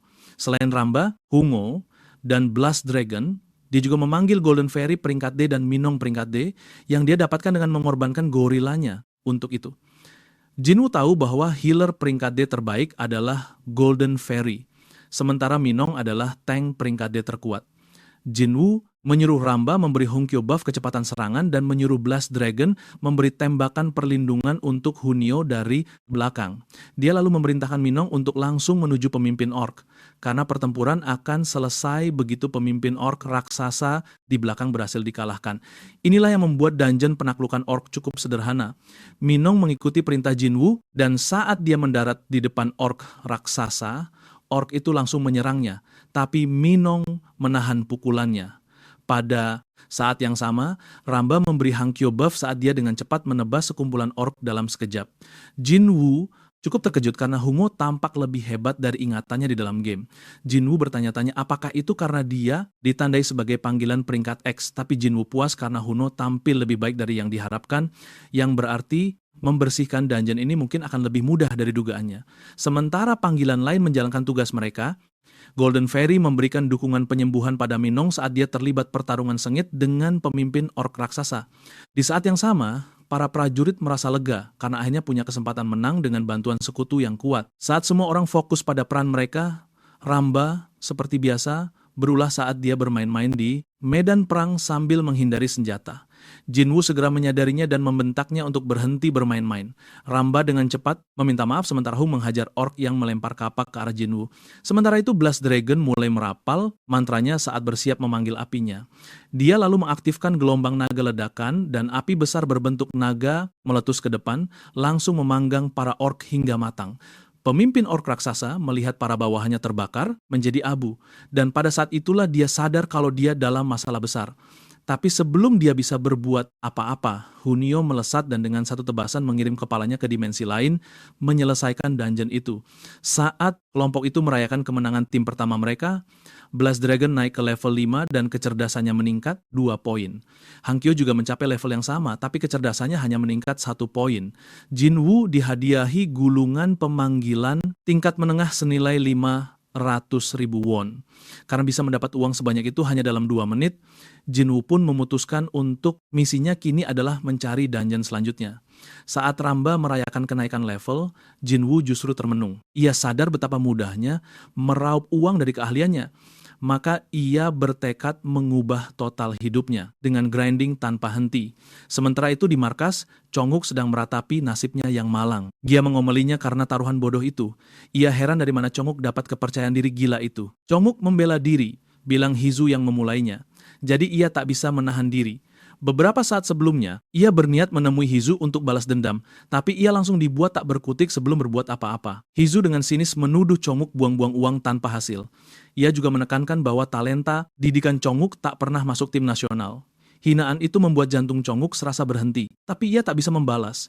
Hizu terus menyerang, menyebut Chongguk sombong hanya karena rekor dungeon hari Selasa pecah. Meski ingin melawan, Chongguk tak bisa membantah kenyataan. Talenta Hizu selalu masuk timnas setiap tahun. Meski menyebalkan, kemampuannya memang tak bisa diremehkan. Muak terus-menerus direndahkan, Chongguk pun dengan lantang mengklaim bahwa ia akan mencetak talenta yang terpilih masuk timnas dan memakai momen itu untuk mengajukan taruhan. Karena kuota timnas 10 orang, Hizu usul bertaruh talenta siapa yang rankingnya lebih tinggi. Chongguk setuju, tapi Hizu menambah syarat agar yang kalah mengakui kelemahannya di depan umum, lalu mundur. Terbawa emosi, Chongguk setuju bahkan meminta kontrak. Tapi kini setelah sadar, ia sangat menyesal. Gia curiga ia menerima taruhan itu karena Jinwoo. Meski ia akui Jinwoo cukup mengesankan, dia hanyalah gamer biasa. Dibandingkan para ranker, bagi Gia, Jinwoo itu bukan apa-apa. Chongguk paham kekhawatirannya, tapi ia tetap yakin Jinwoo adalah talenta sejati. Selama mereka memberinya dukungan penuh. Ia juga menyebut Jinwoo bisa jadi sumber informasi berharga. Tapi Gia merasa Chongguk terlalu menilainya tinggi. Tiba-tiba, Taisop menerobos masuk ke ruangan. Ia berteriak kencang, membuat mereka kaget. Chongguk menyuruhnya mencari player yang membersihkan puluhan dungeon, dan ia datang membawa laporannya. Betapa kagetnya mereka saat Taisop mengumumkan kalau pemain yang mereka cari adalah Jinwoo. Bahkan Gia yang tadinya ragu, langsung terdiam. Ia tak habis pikir, player baru sebulan bisa selesaikan dungeon kelas D di bawah 5 menit. Wajah Chongguk langsung bersinar cerah. Perhitungannya terbukti benar, dan ia pun menyombong pada Gia, mengingatkannya bahwa ia benar sejak awal. Jinwoo adalah talenta yang pantas dipertaruhkan segalanya. Di rumah, Jinwoo bahagia bukan main saat mengecek rekeningnya yang punya angka 0 tak terhitung. Ia tak percaya dapat 16 juta won hanya dalam 4 hari. Selama itu, timnya menyelesaikan 160 dungeon. Uang ini adalah hasil penjualan gulungan sumen tingkat menengah dari dungeon. Jinwoo bersorak, semua usahanya akhirnya terbayar. Meski Ramba dan yang lain yang bekerja keras, ia merasa dunia ini diciptakan untuknya. Tahun-tahun hidupnya bermain game akhirnya membuahkan hasil. Ia memutuskan membagi uangnya ke beberapa rekening, satu untuk biaya hidup tim, satu untuk keluarganya, dan tabungan ketiga untuk dirinya sendiri. Ia berencana menabung setidaknya 10 juta won setiap bulan untuk kesenangannya pribadi. Jinwoo tak percaya, ia berubah dari pengangguran menjadi seseorang berpenghasilan 10 juta won per bulan.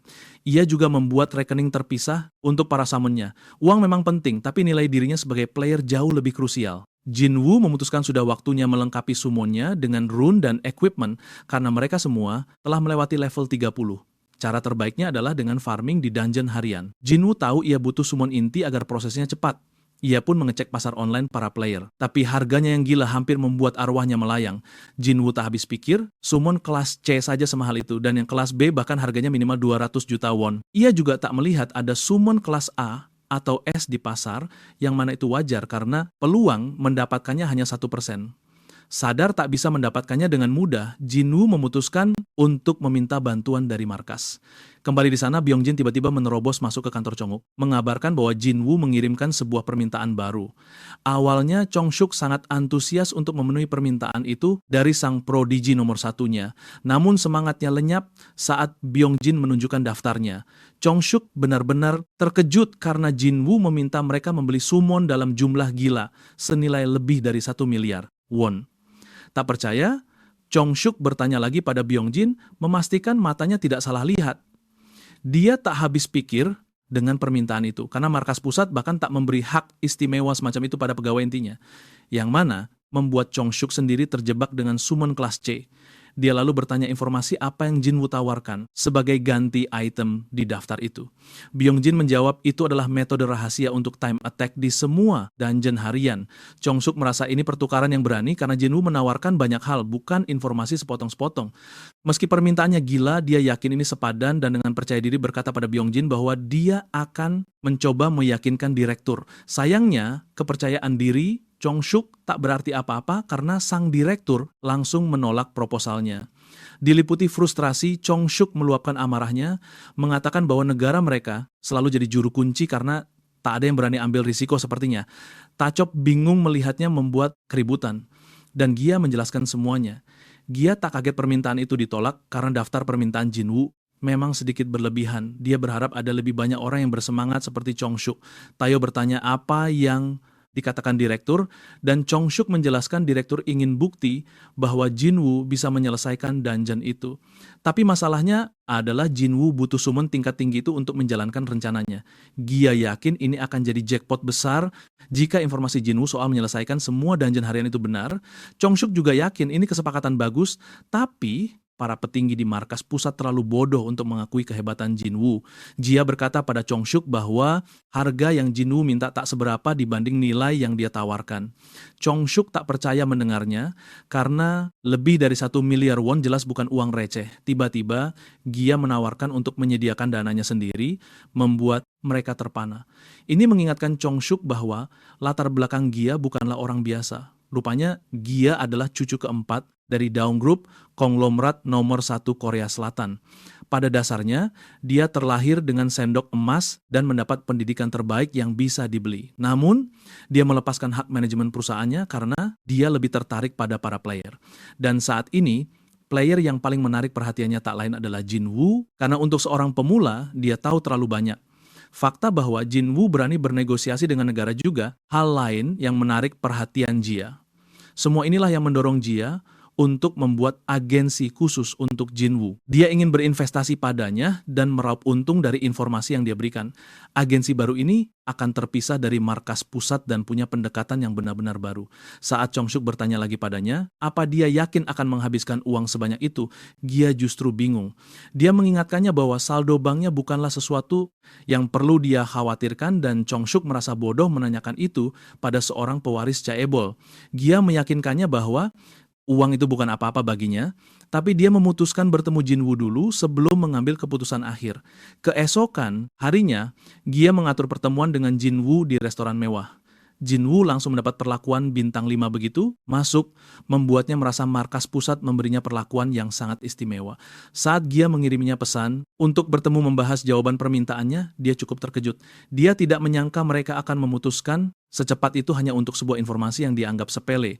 Meski begitu, dia merasa sedikit gelisah karena Gia bukan lawan negosiasi yang mudah.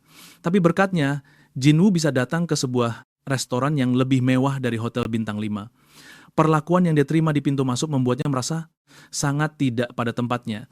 Namun, Itu membuatnya senang dan cukup murah hati untuk memberi mereka lebih banyak informasi. Saat Jinwoo kembali bertatap muka dengan Gia, dia merasa sedikit tertekan karena dia sudah mencari tahu tentangnya dan apa yang dia temukan membuatnya terkejut. Penampilan, latar belakang keluarga, dan kemampuannya benar-benar sempurna. Meski dia masuk markas pusat player dengan nilai tertinggi, Jinwoo tak menyangka seorang chaebol generasi ketiga hanya bekerja kantoran biasa di markas pusat. Dia berterima kasih atas kedatangannya, tapi Jinwoo heran karena dia datang sendirian. Dia berkata urusannya hari ini adalah dengannya, bukan dengan markas pusat. Saat mereka mulai makan, dia langsung menyampaikan intinya, menjelaskan bahwa markas pusat mungkin takkan memberikan dukungan lagi. Seperti biasa, dia mencoba memainkan sisi emosional agar Jinwoo tahu seberapa besar usaha mereka untuk membantunya. Tapi Jinwoo tak termakan cerita sedihnya. Dia tetap tenang menerima penolakan itu dengan elegan. Jinwoo tahu dia takkan rugi karena bisa merajai peringkat sendirian. Namun bagi mereka, ceritanya berbeda. Dia takkan lagi memberi mereka informasi, tapi tak disangka Gia memberinya tawaran lain. Dia berencana membangun sebuah agensi khusus untuknya. Jinwoo sejenak mempertimbangkan proposal itu. Berbeda dengan markas pusat yang penuh birokrasi, perusahaan seperti Disong yang hanya fokus pada laba, mungkin lebih cocok untuknya. Jinwoo tahu dia bisa memberikan keuntungan itu, sementara mereka menyediakan apa yang dia butuhkan. Dan yang Jinwoo butuhkan adalah pembeli informasinya dengan harga tertinggi, serta pasokan sumber daya tak terbatas.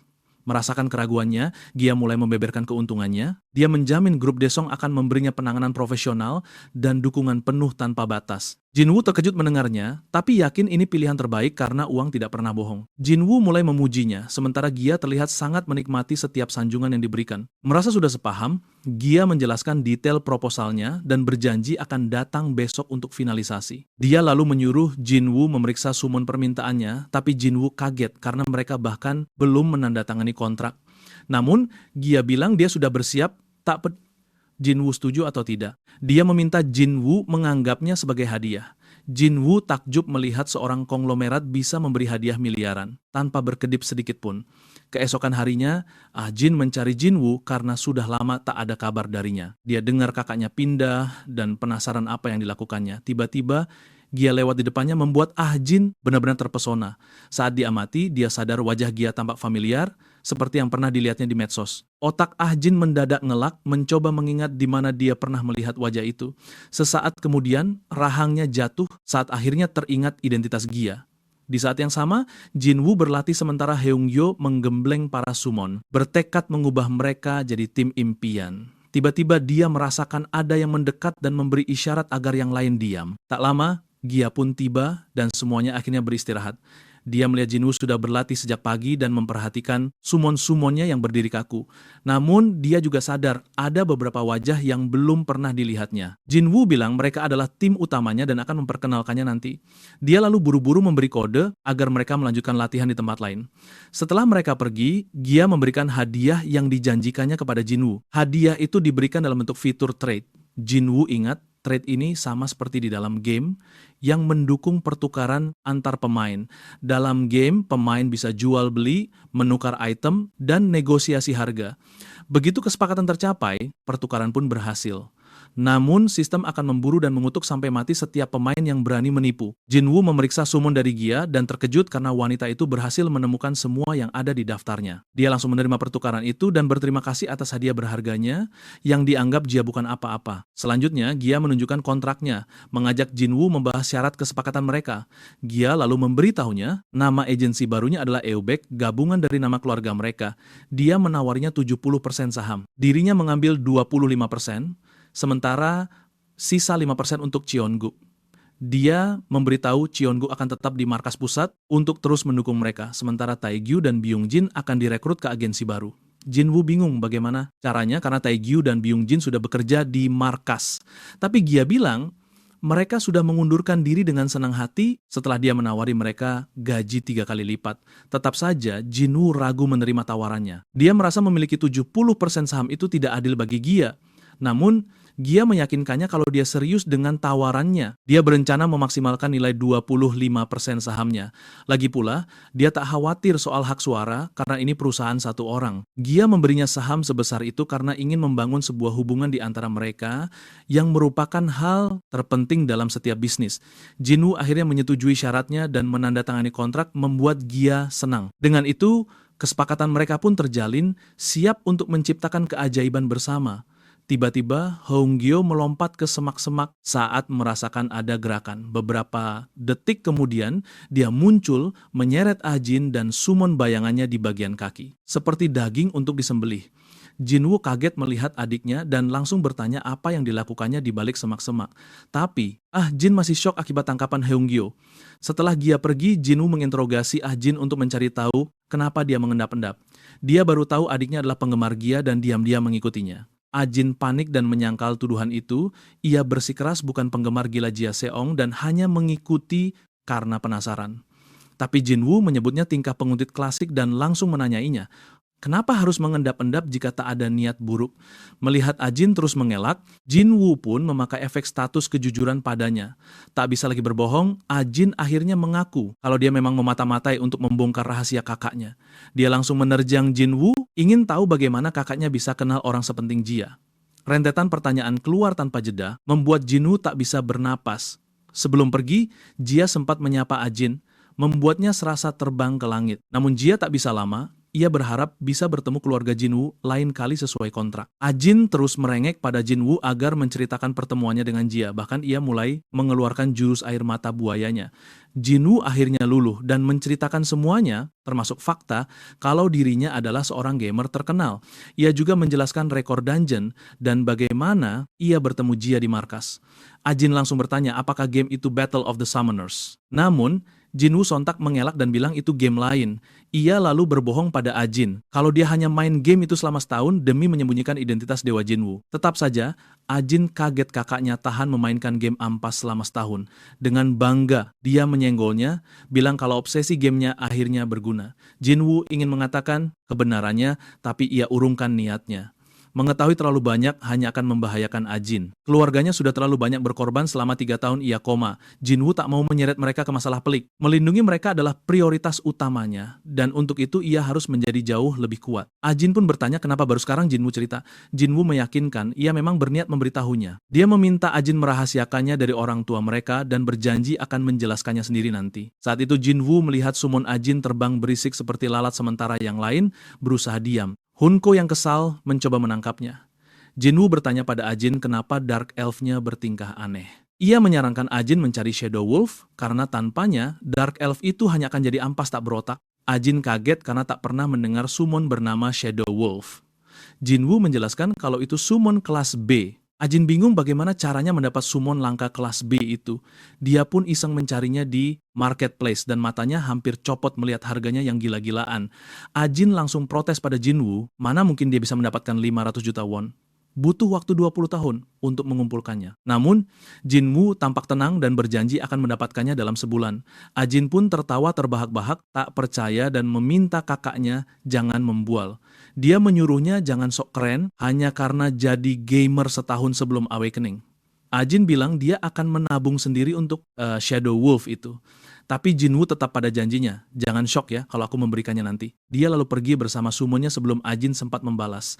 Melihat punggung kakaknya yang tegap, Jin merasa ada yang berbeda dari dirinya. Dia tak bisa menjelaskannya. Dan Dark Elf-nya yang dulu terlihat garang, kini tampak seperti nyamuk kecil di matanya. Satu hal yang pasti, kakaknya telah berubah menjadi orang yang benar-benar baru. 1 minggu kemudian, tim baru Jinwoo bersiap untuk dungeon berikutnya. Mereka memberinya sebuah rompi baru, yang kata Jia wajib dipakai setiap hari. Dia menambahkan, produk utama Yupci adalah informasi, jadi mereka akan menjual video dungeon dengan harga premium. Jia menjelaskan rompi canggih itu dilengkapi kamera yang akan merekam segalanya dalam resolusi tinggi. Jia meyakinkan rompi itu ringan dan takkan mengganggu misinya. Setelah membantunya, tim mulai merapikan penampilannya. Senyum mereka membuat Jinwoo lebih gugup daripada masuk dungeon. Saat bersiap masuk, Jinwoo memberitahu Jia ini pertama kalinya ia masuk dungeon hari Senin. Ia bertanya, apa tidak apa-apa kalau hasilnya kurang bagus? Jia meyakinkan itu tak masalah, mereka akan mengedit bagian terbaiknya. Sebelum masuk, Jinwoo dengan tenang bertanya, bolehkah aku memecahkan rekor nasional? Meski terkejut, Jia mengizinkannya, tapi dia bingung, bukankah tadi Jinwoo bilang hasilnya mungkin takkan bagus? Dia bertanya-tanya, apa Jinwoo bercanda atau tertekan karena investasinya? Namun dia tetap menyuruhnya untuk santai dan melakukannya tanpa cemas. Jinwoo setuju dan masuk dengan keyakinan penuh bahwa dia bisa memecahkan rekor nasional Dungeon Senin sekitar 7 menit. Dungeon Senin adalah satu-satunya tempat drop rune tipe serang dan waktu penyelesaian menentukan peringkat. Intinya, rune serang sangat krusial di Battle of the Summoners. Pemain tak bisa maju tanpanya, makanya ini disebut rune serbaguna. Jinwoo sadar Dungeon Senin adalah dungeon pertahanan, di mana dia harus menahan gelombang undead selama 30 menit. Namun karena waktu sangat penting, pemain bisa menyelesaikannya dengan cepat jika mengalahkan bos terakhir, Sang Lich. Karenanya, mengincar bos terakhir sudah menjadi strategi umum. Jinwoo lalu memeriksa equipment barunya sebelum memilih tim. Dia sudah mengatur summonnya menjadi 3 tim dengan fungsi yang berbeda-beda. Jinwoo memilih tim B yang berisi Hungo kelas X, Combat Sheriff, Minong, Priest of Radiance, semua summon kelas C, serta Golden Fairy satu-satunya kelas D. Sistem lalu memberitahu Jinwoo bahwa Legion Undead menyerbu dan menyuruhnya bertahan sampai bala bantuan datang. Saat hitungan 30 menit dimulai, tim Jinwoo langsung mengamuk dengan Minong sebagai pemimpin. Setelah Minong menghancurkan gelombang pertama, Jinwoo dan para summon terus maju bersiap untuk serangan berikutnya. Jinwoo memerintahkan mereka naik ke tempat lebih tinggi. Hungo mengangguk setuju, menunjukkan kecerdasannya karena tahu Jinwoo sedang merekam pertarungan. Pertempuran sengit pun terjadi dan tim Jinwoo berhasil mencapai puncak dalam 2 menit. Hungo menebas undead dengan mudah, sementara Minong menghajar mereka dengan kekuatan brutal. Jinwoo sangat terkesan dengan performa mereka dan bersyukur mereka bukan lawannya. Jinwoo kemudian menyuruh Combat Sheriff untuk bersiap siaga. Rupanya Combat Sheriff hebat dalam serangan jarak jauh, tapi para pemain tak memakainya karena damage-nya rendah. Namun Jinwoo ingin menggunakannya karena HP Sang Lich tidak banyak. Jinwoo menyuruh Sheriff jangan menembak dulu dan memerintah Radian mengeluarkan skill berkahnya. Efek dari skill berkah itu pada dasarnya menghilangkan skill kebal jarak jauh milik Lich yang disebut Dark Shield. Setelah Jinwoo memastikan perisainya hilang, dia menyuruh Sheriff untuk menembak. Di sisi lain, Minong sibuk menghabisi para undead, dan saat terkepung, Radian mengeluarkan skill untuk membantunya. Sheriff menembakkan beberapa peluru ke arah Lich, tapi monster itu menahannya. Jinwoo tidak kaget karena sudah menduga hal ini. Namun, HP Sang Lich terus berkurang setiap kali tembakan mengenainya. Karena pemain punya rune lemah, mereka menganggap metode ini tidak efisien, makanya mereka menghindarinya. Tapi ini tidak berlaku bagi orang sehebat Jinwoo. Salah satu undead menerjang Jinwoo hendak menjatuhkannya, tapi instruktur andalannya ada di sana untuk menebas monster itu. Dengan kombinasi skill dan metode yang tepat, Jinwoo dan para summonnya akhirnya mengalahkan bos monster itu. Dia menyelesaikan dungeon dalam 4 menit, memecahkan rekor nasional. Sementara itu, Gia dan timnya memantau dari luar. Gia tidak berharap Jinwoo membuat keajaiban, karena mereka baru memberinya para summon itu seminggu yang lalu. Namun, Gia berkata timnya akan tetap mendukung Jinwoo apapun yang terjadi. Byongjin lalu bertanya apa menurutnya Jinwoo bisa memecahkan semua rekor dungeon harian. Gia terkejut dengan pertanyaan itu. Byongjin bilang sudah hebat dia memecahkan rekor Selasa, tapi dia khawatir karena Jinwoo belum menjelaskan rencananya untuk dungeon lain. Dia terus mengoceh dan Gia bisa merasakan kecemasan mereka. Gia mengingatkan dia memulai bisnis ini dengan uangnya, dan jika ketakutan mereka terjadi, dia menjamin karir mereka tidak akan terpengaruh karena mereka telah percaya dan mengikutinya. Bahkan gaji mereka tidak akan berubah. Saat mengatakan ini, dia terlihat seperti malaikat dari surga. Keduanya berpelukan, merasa ini adalah tempat kerja terbaik. Jauh di lubuk hati, Gia tidak cemas karena dia punya uang. Selain itu, dia yakin Jinwoo menyembunyikan sesuatu yang lebih dalam. Gia bisa merasakannya dari betapa tenangnya Jinwoo saat memasuki dungeon. Seolah-olah dungeon itu bukan apa-apa baginya. Tiba-tiba, sebuah laporan masuk bahwa rekor telah dipecahkan. Dan saat mereka bertanya, rekor mana yang pecah, petugas itu mengungkapkan rekor Dungeon Senin. Rekor barunya adalah 4 menit, 3 menit lebih cepat dari rekor sebelumnya. Semua orang heboh. bertanya siapa yang memecahkan rekor itu. Saat Byung-jin dan temannya sadar itu adalah Jin-woo, mereka terdiam membisu. Bahkan Jia mulai gemetar karena kegirangan karena sadar ia baru saja menemukan tambang emas. Dengan senyum merekah, ia menyimpulkan kalau bisnis barunya ini akan jadi kesuksesan besar. Sementara itu, Jin-woo mematikan perekamnya karena punya urusan lain yang harus diselesaikan. Ternyata dia ingin memulai auto battle untuk timnya saat ini. Dalam game, pemain bisa mengaktifkan auto battle usai menyelesaikan dungeon harian. Selama summon terus menjalankan, putarannya hadiah akan terus menumpuk otomatis. Jin-woo menarik Hung-kyo dan memanggil Ramba, lalu menyerahkan tugas grinding padanya. Ramba kaget karena tugas itu jatuh padanya, bukan pada sang instruktur latih, tapi Jin-woo bilang instruktur akan melatih yang lain. Dia pun bertanya apa Ramba? Tertarik berlatih bersama Hunio. Tapi begitu teringat menu latihan keras yang biasa ia jalani, sesi itu dia langsung menerima tugas grinding harian Senin. Jin-woo berencana menumpuk hadiah lewat auto hunting. Sementara, summon yang lain fokus berlatih. Jin-woo menyebut ini rutinitas sempurna tanpa ada waktu terbuang. Saat ia melangkah keluar dungeon, dia menyerahkan segalanya pada Ramba yang menerima tugas itu dengan senang hati. Jin-woo melangkah keluar dungeon dan disambut bak pahlawan. Jia merayakannya, berkata dia yakin bisa mengandalkannya. Jin-woo tertawa canggung lalu memberikan rompinya, mengatakan rekamannya ada di sana. Jin-woo bertanya apa ada lagi yang dia butuhkan, tapi Jia bilang tidak. Dia menjamin pada Jin-woo akan menjaga rekamannya agar tidak bocor, jadi dia tak perlu khawatir. Namun, Jin-woo mengejutkannya dengan berkata kalau dia tidak peduli jika rekaman itu tersebar. Satu-satunya hal yang dia inginkan adalah jaminan Jia bahwa keluarganya akan dilindungi. Mengingat negara penuh dengan geng, Jin-woo yakin perusahaan masih bisa melindunginya dengan keamanan yang lebih baik. Jia pun meyakinkan Jin-woo akan memakai semua kekuatannya untuk memastikan keluarganya aman. Untuk dungeon harian Selasa, Jin-woo memecahkan rekor lamanya dengan memanfaatkan summonnya dengan tepat. Lalu dungeon harian Rabu diadakan di wilayah dingin. Begitu Jin-woo masuk ke dalam dungeon, dia langsung menggigil. Ia segera memanggil Frostcat dan Wind Falcon rank C dan B secara berurutan. Dia juga mengeluarkan Titanium Golem rank B yang ditemani oleh seekor Horn Fairy rank C. Sebagai pamungkas, dia mengeluarkan Draconic Mage. Untuk dungeon seperti ini, Jin-woo tahu pentingnya memiliki summon dengan resistensi dingin, dan yang terbaik adalah Frostcat. Monster yang akan mereka hadapi pun muncul, sekumpulan manusia salju yang marah. Jin-woo langsung mengerahkan golemnya untuk beraksi sambil memakai Falcon untuk memberi speed buff. Jin-woo dan timnya naik ke golem, dan saat berlari melintasi gurun es, Jin-woo hampir pingsan karena kecepatan golem itu. Namun, dia rela menahannya karena tak ada hadiah bagi yang tidak menyelesaikan dungeon. Para manusia salju mulai melempar proyektil es ke arah mereka. Tapi golem itu mampu menahan semuanya dengan mudah. Namun, Jin-woo butuh golem bukan hanya untuk pertahanannya. Dia juga butuh golem itu untuk mengambil rute khusus. Golem itu pun mencengkeram sisi tebing, dan saat mereka akan melompat ke puncak, Jin-woo menyuruh Blast Dragon bersiap. Setibanya di atas, monster boss muncul dan Jin-woo memerintahkan Horn Fairy beraksi.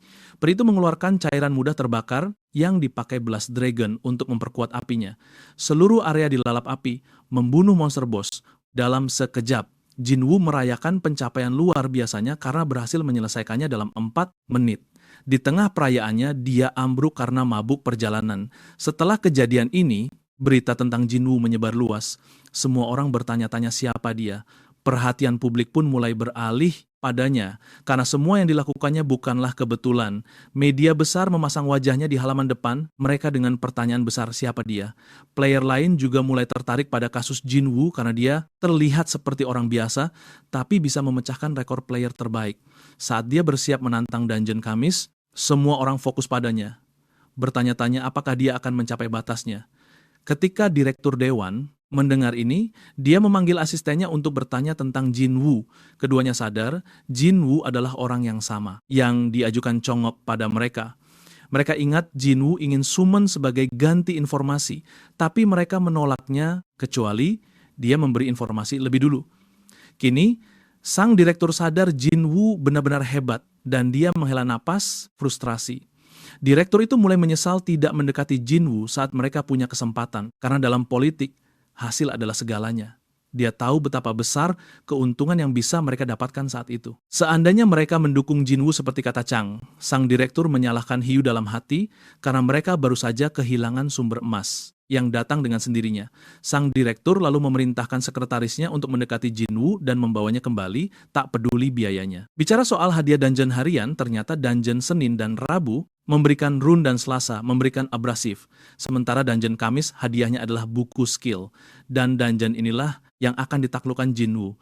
Walau tak ada skill unik, buku-buku ini tetap memberikan kemampuan lain yang berguna, membuatnya layak untuk di-farming.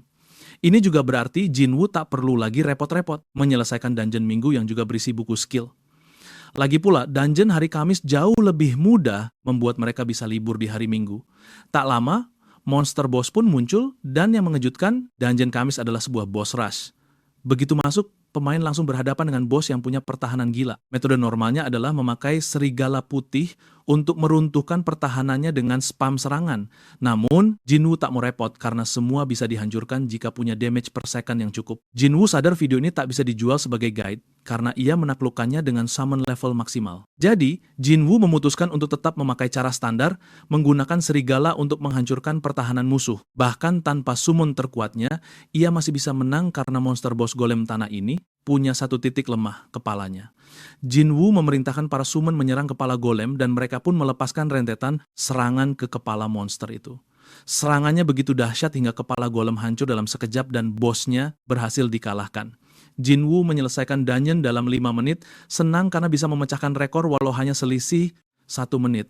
Jinwoo mengakui Huno memang broken, tapi andalannya tetaplah Blast Dragon karena dialah summon terkuat yang bisa menamatkan dungeon dalam 1 detik. Seperti biasa, Jinwoo menyuruh para samonnya mengulang dungeon itu lagi. Saat Jinwoo akhirnya keluar dari dungeon, ia dihadang oleh 2 orang utusan dari markas pusat yang berasal dari kantor direktur. Jinwoo heran untuk apa markas pusat mencarinya, karena ia sudah menutup bagian itu dari perjalanannya. Mereka memberitahu bahwa proposalnya telah ditinjau ulang, dan karena ia telah membuktikan kemampuannya, mereka mempertimbangkan kembali keputusannya. Namun sebelum mereka selesai bicara, Jinwoo langsung memotong dan berkata mereka tak perlu khawatir soal itu. Keduanya terkejut dan Jinwoo tahu ini yang terbaik untuknya karena dia bersedia memberikan apapun yang ia inginkan. Tidak seperti markas pusat yang akan meninjau setiap detail tawaran, Jinwoo berkata ia tak butuh mereka lagi karena sudah bergabung dengan perusahaan lain. Jika ada yang ingin dibicarakan, mereka harus melalui Gia, penanggung jawab Yubak, saat ia berjalan pergi. Keduanya bertanya apa itu Yubak, karena mereka sama sekali tak tahu. Salah satu dari mereka langsung sadar bahwa mereka harus menyelidiki masalah ini. Sementara rekannya yang lain cemas karena telah kehilangan permata besar. Rupanya, dungeon hari Jumat bekerja dengan cara berbeda dari dungeon lain. Jika yang lain fokus membunuh monster, di sini pemain harus berlari secara fisik untuk menyelesaikannya. Sebagai persiapan, Jinwoo pergi ke area terpencil untuk berlatih. Ia memanggil seekor wyvern dan naik ke atasnya, terbang menuju laut timur. Dari atas wyvern, Jinwoo menikmati pemandangan indah di bawahnya. Ia tersenyum seperti anak kecil yang baru dapat mainan pertama. Jinwoo dengan cepat beradaptasi mengendalikan wyvern. Dan saat akhirnya mendarat, Huno dan Blast Dragon memujinya. Jinwoo menganggapnya biasa, tapi mereka memberitahunya bahwa mereka kesulitan saat pertama kali terbang. Barulah Jinwoo sadar kalau mereka berdua pernah menunggangi wyvern dan lumba-lumba di dalam game. Setelah sesi pujian itu, Jinwoo berkata ini waktunya latihan menunggangi lumba-lumba. Jinwoo berkata pada summon setianya bahwa ia mengandalkan mereka karena keduanya sudah punya pengalaman. Huno dan Blast Dragon meyakinkannya bahwa mereka siap membantu. Beberapa hari kemudian, Jinwoo akhirnya menantang dungeon Jumat yang berisi rune spesial. Disinilah ia dulu mendapatkan gelar Dewa Serangan Waktu. Saat bersiap, ia memanggil Wind Falcon, memintanya untuk memberikan buff kecepatan. Sang Falcon melakukannya, dan saat waktu mulai berjalan, Jinwoo langsung melesat di lintasan. Sambil berlari kencang, ia juga harus menghindari berbagai proyektil. Jinwoo biasa melakukannya di ponsel, tapi sekarang ia merasakannya secara fisik. Ia merasa ini jauh lebih seru daripada mengontrol semuanya lewat layar. Sambil terus maju, Jinwoo mengambil jalur tersembunyi yang ia tahu. Jalur itu adalah sebuah saluran air yang seharusnya dia gagal, tapi Jinwoo punya strategi lain. Ia memanggil lumba-lumba dan dengan menyelam, dia mampu menghindari semua rintangan di atas. Sesaat kemudian, lumba-lumba itu melesat keluar, dan sang Wyvern mengambil alih. Mulai saat itu, Jinwoo terbang melintasi sisa rintangan bersama sang Wyvern. Tak butuh waktu lama, Jinwoo akhirnya mencapai garis finish. Secara tak terduga, Jinwoo menyelesaikan dungeon hanya dalam 2 menit. Dengan ini, ia memecahkan rekor nasional seperti biasanya.